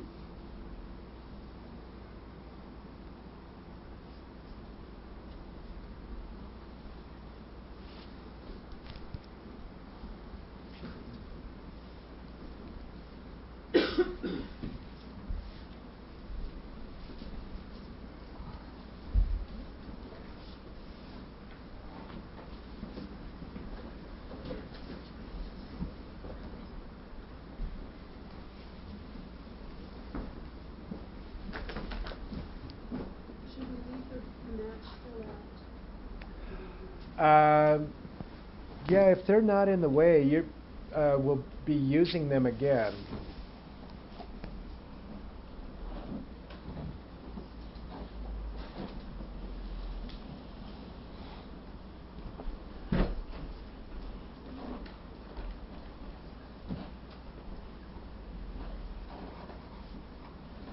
Yeah, I think it might be a good idea for our meditations, for sure, to turn off the fans. Any comments or questions about that experience? It was sweet. Sweet? Yes, Bob. Yeah, it'd be really easy to fall asleep because I'm trained to do that when I'm laying down. Like I consciously pull back instead of Uh-huh. And were you able to do that? Yeah, sure. But I mean, you could really feel it, just like a balloon Yeah. going up and down. Exactly. And how did you feel at the end then, having achieved some balance? Very relaxed. Yeah. My body felt really relaxed. Any other comments? Yes. I had a little trouble finding something that needed, the breath to take it away. Like, I felt like relaxed, so I didn't feel like particular pain. So I was like thinking, like, Oh. where could I be feeling the pain? And then I could sort of feel them a little bit, but pains weren't coming to me in that position. Excellent. Yeah, so if you don't discover any pains, don't go creating them. Excellent. So you're already relaxed very quickly, it sounds like. Yeah. What is your name? I'm Jenny. Jenny, okay. Yes. I was amazed at how much, like, ricocheting, like a pinball. I kept getting little sensations of, like, muscles fluttering, as you said, and it was a surprise. I'm like, oh, I'm relaxed. And, Yeah, it's interesting what's going on when you pay attention, isn't it? Just it is can be all kinds of like fireworks going off in the sensations that we just don't notice typically. Yeah. And I just found it to be a very comfortable way to combine clarity and relaxation. To start from a place that helps you relax in some ways. Yeah. I had a hard time differentiating between what was tactile sensation and what was unrelaxed. The two things kind of were together. Oh, am I just feeling this, and am I relaxed or not relaxed? And then the mental part probably. Yeah. Right. Yes. I found it was helpful to, like you were saying, if you start yourself feeling dull, to breathe in clarity. And I don't know, it was the first time I had heard it in a way that you stated it today, that actually it made sense. So it was like, oh yeah, there was like a freshness to it or something and it was very easy to pull myself out of slipping too far into a dull state. So. Yes. I'm not quite sure I can differentiate between the tactile sensation and the mental image of a tactile sensation. I mean, isn't that what it all is mental image of the sensation? I mean, that is what tactile sensation is a mental image of it. Right? No, it's not. Well, So is there only one phenomenological experience, or are there 6? So we say that everything is a mental image, in Buddhist epistemology, or that's one experience of the Dunchi. But that's not really that's a level of analysis rather than experience. So it's a very interesting experience. So is the taste of chocolate the same thing as your memory of a taste of chocolate? Or is the feeling of a pinch or a pin the same as imagining it, phenomenologically? So that's the interesting thing, is and that's part of what our experience is so conceptual these days, that it is largely, our experience of the other 5 senses is largely conceptual. But when we slow our minds down, we can distinguish the differences. Yes? To a point that was just made, I had a twinge in my ankle, but then I could feel my attention move to the twinge in my ankle and identify it as my ankle. Yeah. I think the latter was the mental process, and the first thing was just nerves. That's right. Physiological. Yeah. So that's what you begin to notice, is that there is the distinction between exactly that, the first sensation, and then the conceptual elaboration of that, compartmentalizing it, knowing what it is, saying that is my ankle, and then I wonder what that means for my future, etc. Yes, Elizabeth. So I had a sensation, and it seemed like there was like a slice before it went into a pigeonhole. Yeah. A category. And then I felt attached to the idea that I wasn't categorizing.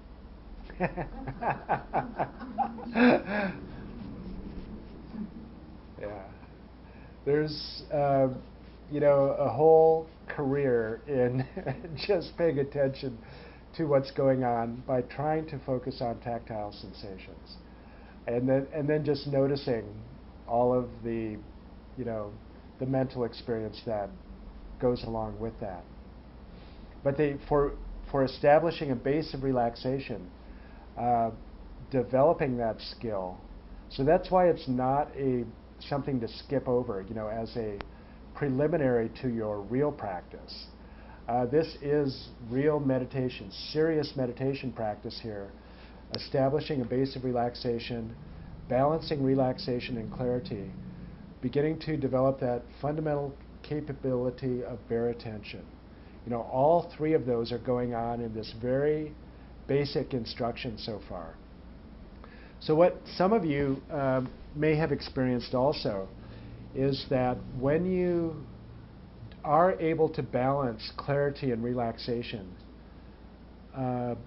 you return from that experience feeling really refreshed, deeply relaxed, but not as if you're waking up from a nap and kind of having to snap to and kind of have to fight the dullness to come back. What is often, so this is something, a skill that you can really cultivate also.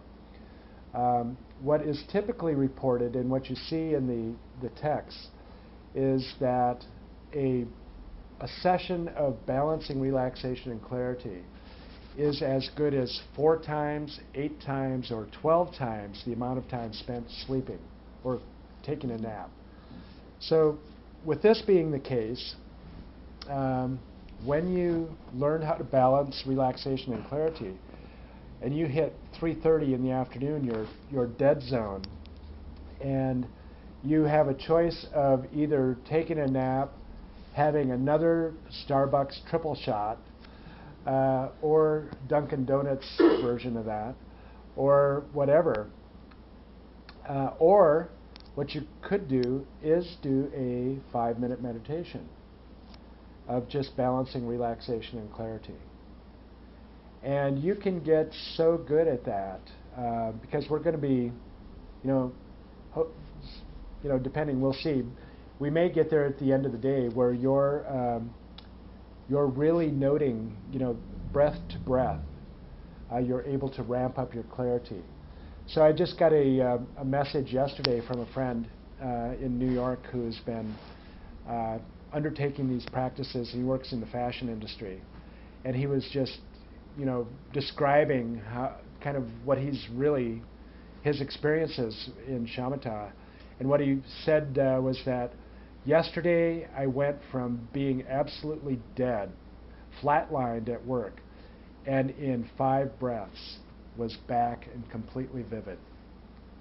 So that is the potential, and you'll learn why. So far I haven't told you much about this using the breath and how we're going to do that, but there's a huge potential there of dullness being pretty well, drummed out of your repertoire.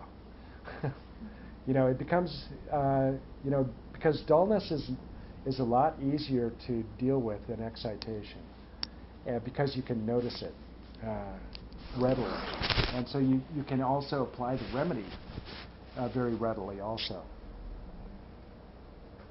So it's a very important thing to be able to master this Shavasana position without falling asleep. So that's the important part. Shavasana is important for establishing that base of relaxation, but you have to break that habitual association of that deep relaxation with dullness. That then sets the stage for all the progress to come. Because when you are, so for one, if you're doing longer periods of retreat, for instance, or just deciding that you want to meditate for an hour, it could be that sitting is not comfortable for a full hour. So it's nice to be able to change positions between short sessions into a comfortable position. So in a retreat, we'll typically see 1/3 of the people sitting, 1/3 of the people in Shavasana, and 1/3 of the people walking for any particular session that we're doing. So it's helpful to just go back and forth. And when you do that, when you master being able to meditate in all those positions, then you can meditate for 8 hours a day, and it's not that big of a deal. I take people in who show up at these retreats and have never meditated before. The first day we're meditating 6 hours, and they're able to do it without getting wiped out.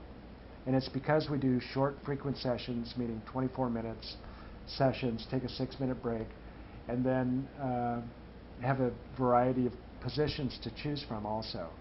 So that's one great thing about doing that. Also, if your mind is really distracted and you try sitting to meditate, it's probably being counterproductive. Because what you really need to do to counter that distraction is relaxation. So it would be very smart to choose a position that really enhances your relaxation to counter as a strategic counter to your distraction. So Shavasana is a very good position just to develop stability in your meditation. So it's a good, you really, not only is it okay to meditate in Shavasana, that's the heresy, because you probably have been told that, don't ever try to meditate in Shavasana, because all you're doing is training your mind to be dull. Well, that's only if you don't recognize it's a habitual association, and it's easily broken. As Bob was just noticing, you can come back. You notice the tendency to go off in your habitual way towards dullness and drowsiness, and then you just revive clarity, and then you can find a very nice balance. So in Master Kamalashila's progression through these 9 stages, the first 4 stages are all about establishing stability. And so this is, we have chosen an object to place our attention on. And we'll talk more about which object you should choose strategically. But then the sustaining your attention on this object of your choice is what the first 4 stages are all about.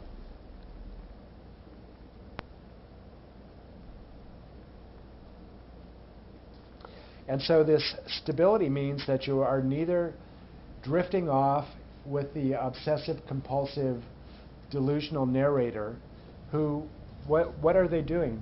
They are either taking you to a fantasy of the future or to a memory of the past and describing that experience to you. They are not in the present moment. So the narrator does not live in the present moment. They live in the future or the past. So you are either doing that, which means that you are losing your present moment of attention, or you are falling asleep. You're succumbing to drowsiness. So either way, you are losing your chosen object of attention. So you can describe this with this metaphor of driving down a 2-lane road. So you are, continually making adjustments as you drive down the road. Not like that, but it's small adjustments, and those small adjustments keep you going in a straight line, or at least they keep you on the road, right? So they keep you out of the left ditch, which is excitation, and they keep you out of the right ditch, which is dullness. So to stay on your object means that you are staying on the road, because you are staying out of the ditches of excitation and out of the ditch of dullness.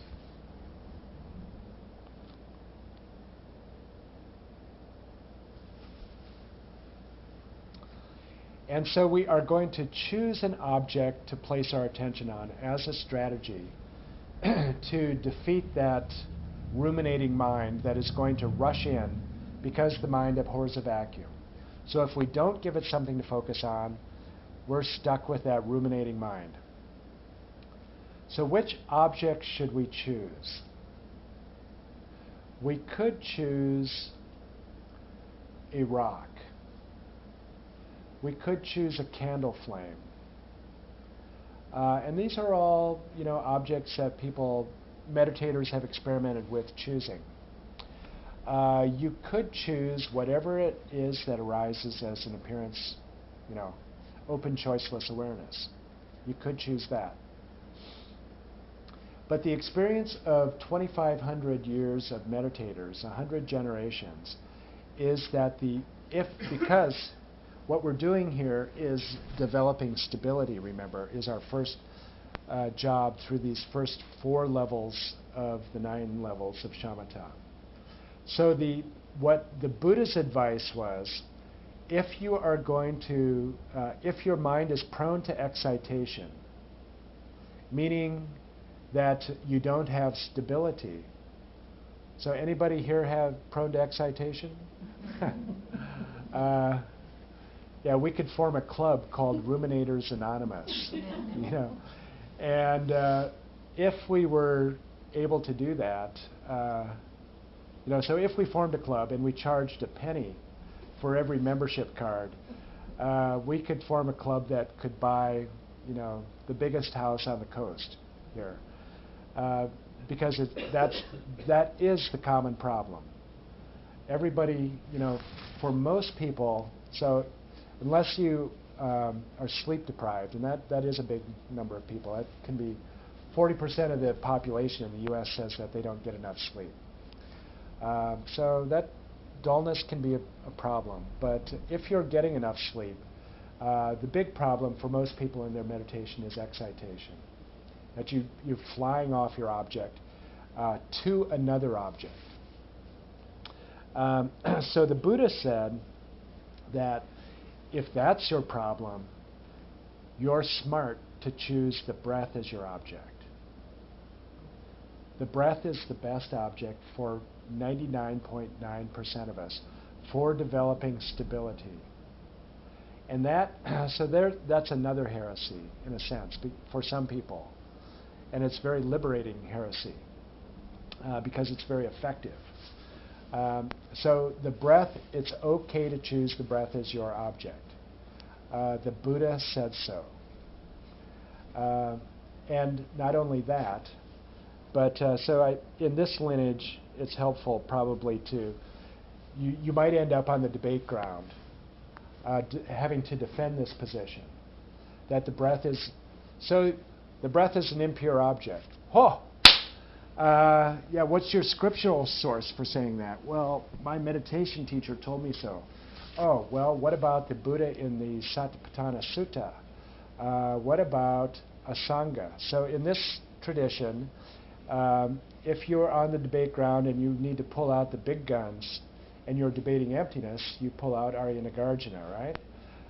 If you're debating method, so if you're debating wisdom, you use Arya Nagarjuna, and if you're debating wisdom, who do you pull out? Asanga, Arya Asanga, right? Well, what did Arya Asanga have to say about the breath? Is the breath an impure meditation object? Quote, if involuntary thoughts particularly dominate your behavior, then focus the mind in mindfulness of the exhalation and inhalation of the breath. Ha! Well, what about Pabonka Rinpoche? What did he have to say? I mean, because you can win a lot of debates with Pabonka Rinpoche, too. In his quiescence section, so Pabonka Rinpoche, anyway, he has some real gems hidden in there, but I think we don't rely on these hidden gems because they haven't really been revealed to us. He calls it, in the quiescence section, he calls it the forceful method of stopping excitation. Quote, those who have trouble controlling discursive thinking should focus the mind on the breath. So, you know, any problem? Anybody have any problem after citing the Buddha, Asanga, and Pabonka Rinpoche with focusing our attention on the breath? So the breath, the reason that the breath is such a good object for excitation is because it really works. It works because it combines, it's a unique image, or it's a unique object, I should say, to focus on.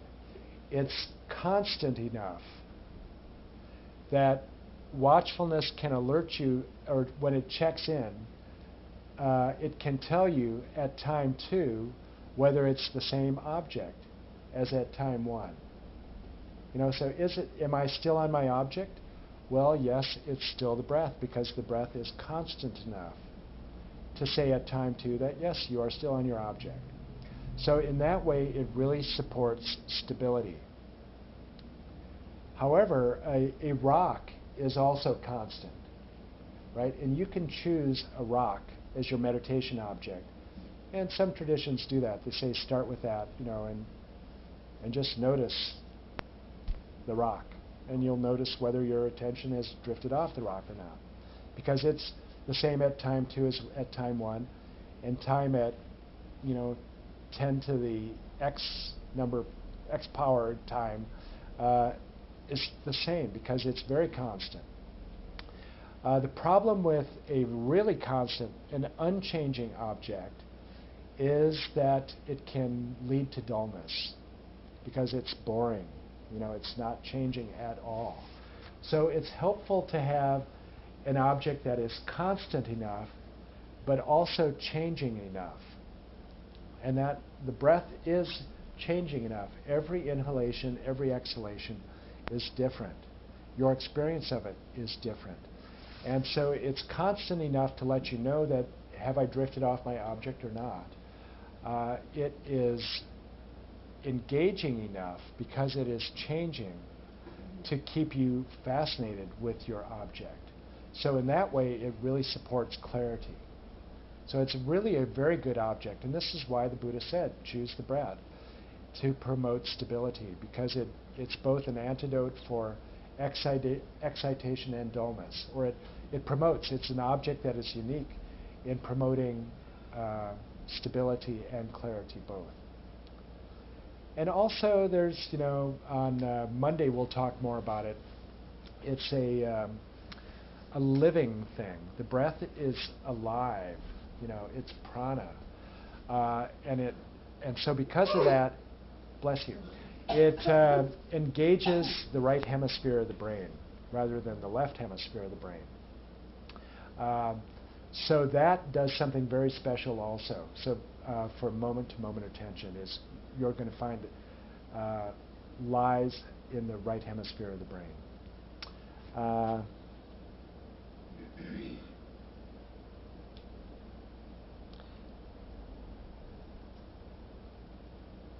Okay, so we'll do one more meditation and then we will take our lunch break, or our longer break. So this one again so now we are going to be giving our breath or our attention a target. So we focused on tactile sensations. And the Buddha said, if you are interested in developing stability, choose the breath. And so these tactile sensations and tactile sensations of the breath occur on a continuum of coarse to subtle to very subtle also. So we are going to start with a coarse tactile sensation of the breath. So a very coarse tactile sensation would be pain. Another coarse tactile sensation is an itch. We're going to choose one that's a little not quite as coarse, but still gets your attention, and is easy to distinguish from a mental overlay or a conceptual overlay. And so of the coarse tactile sensations of the breath, the coarsest of these on the continuum is the rise and fall of the abdomen, or the expansion and contraction of the abdomen. And so we'll do this one again in Shavasana. I recommend this because it's, again, very easy to find this. It's a little more difficult to find it when you're in seated position because you've got a light, natural Uddiyana Bandha engagement there. And so the abdomen doesn't travel it quite as far. But when you're in Shavasana, the abdomen is rising and falling. It's very easy to find. So again, what we're going to be focusing on is, so the object of our mindful attention is tactile sensations. What we are attending to is tactile sensations. What we are attending with is the breath. So we'll be noting the inhalation, so we'll begin to pay attention to the breath, but we are focusing on tactile sensations. So what we will note is the beginning and the end of each in-breath and out-breath. And we will be attending with the only cues that we will be using to notice the in-breath, the beginning of the in-breath and the out-breath, will be tactile sensations at the abdomen. Okay? So go ahead and find your relaxed position.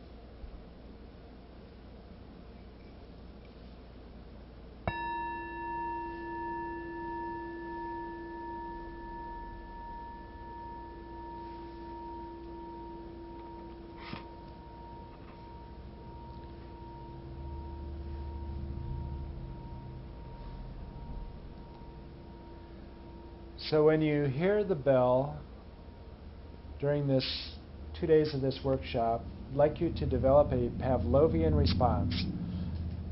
And that is to just instantly what we call settle the body in its natural state. And that is a state imbued with 3 qualities of relaxed ease, stillness, and vigilant attention.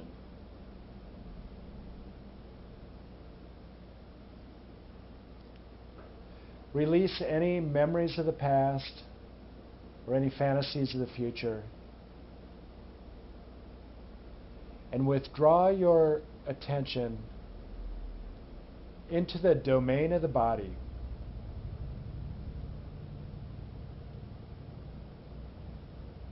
And there give your full moment-to-moment bare attention to tactile sensations.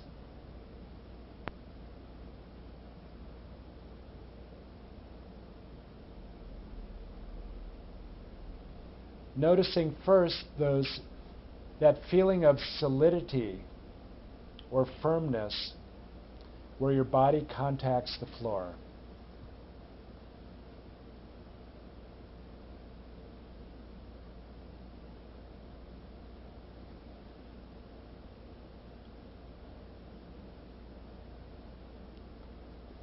First, establish that base of relaxation.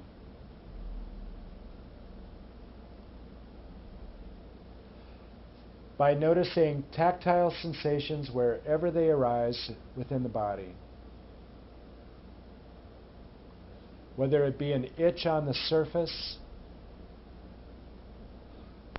or a sensation deep in a tissue or a muscle.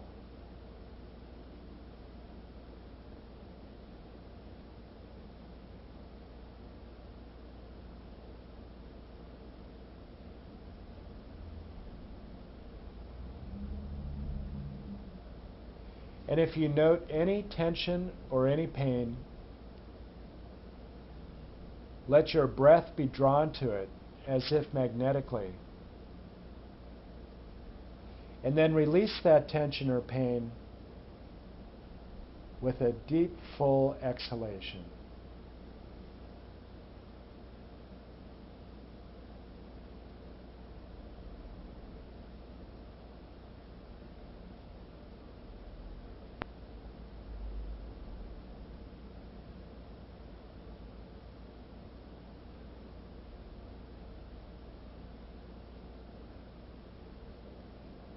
Note the amount of clarity that you have at the beginning of your meditation. And if your attention begins to slip towards drowsiness or dullness,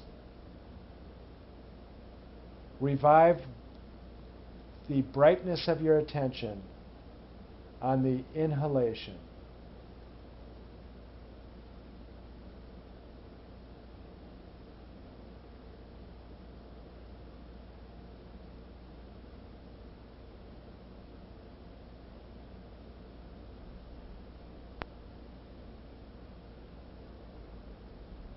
Establish that balance of deep relaxation and clarity.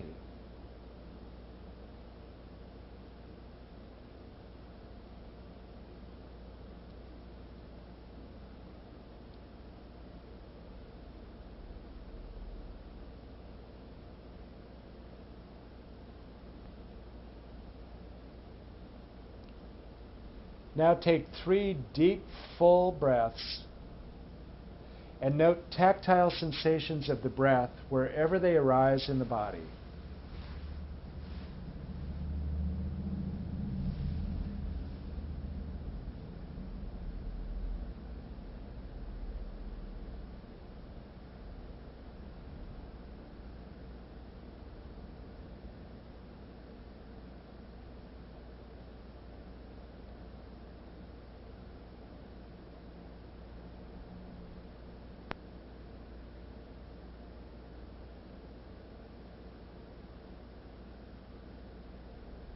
Now give your attention a target by focusing your full moment-to-moment bare attention on tactile sensations at the abdomen.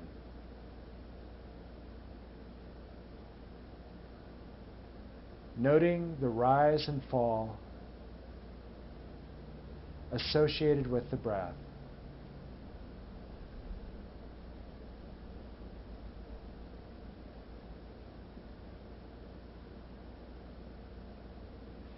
And using only the information provided by those tactile sensations. Note the beginning and the end of each in-breath and out-breath.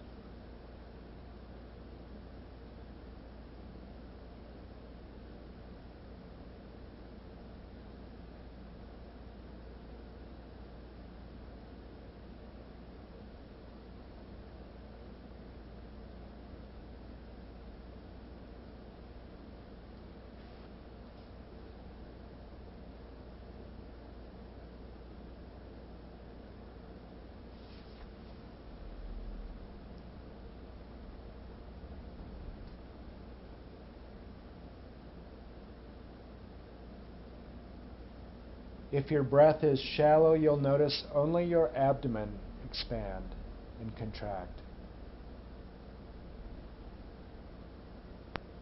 If it's a little more full, you'll experience the abdomen and then the diaphragm.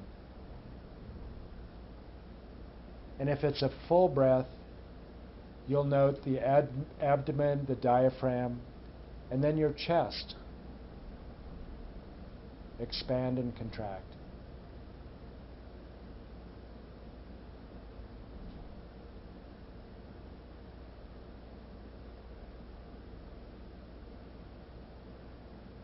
Give your full attention to tactile sensations.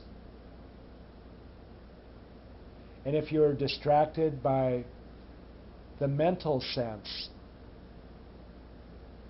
release your grasp on that distraction and gently return your full moment-to-moment attention to tactile sensations at the abdomen.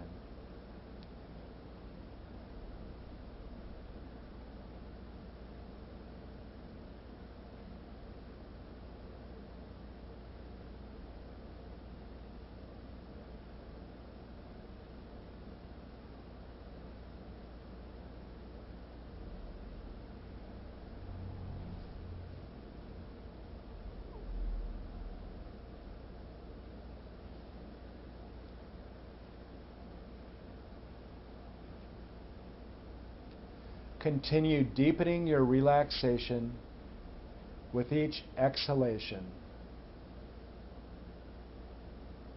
releasing any tension as if with an inaudible sigh.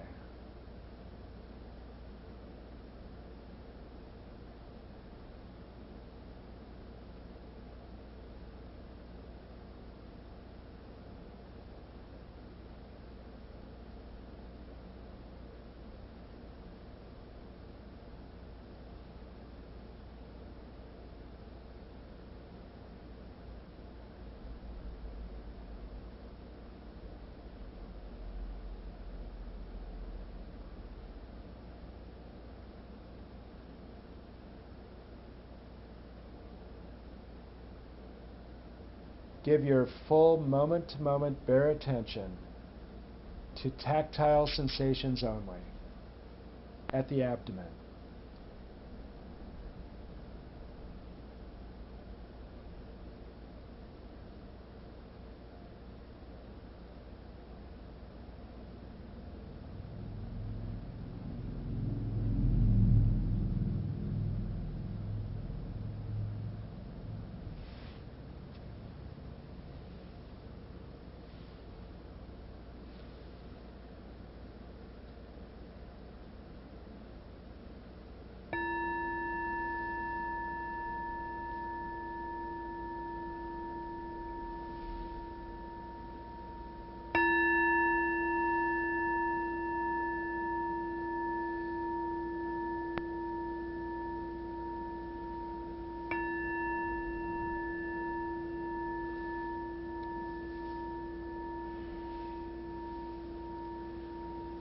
You can expand your attention again to the room.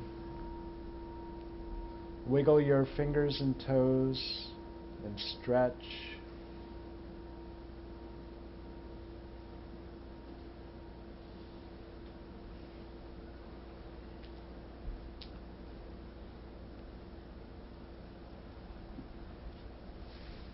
And then maintaining your relaxation and clarity, just roll over and return to your seat.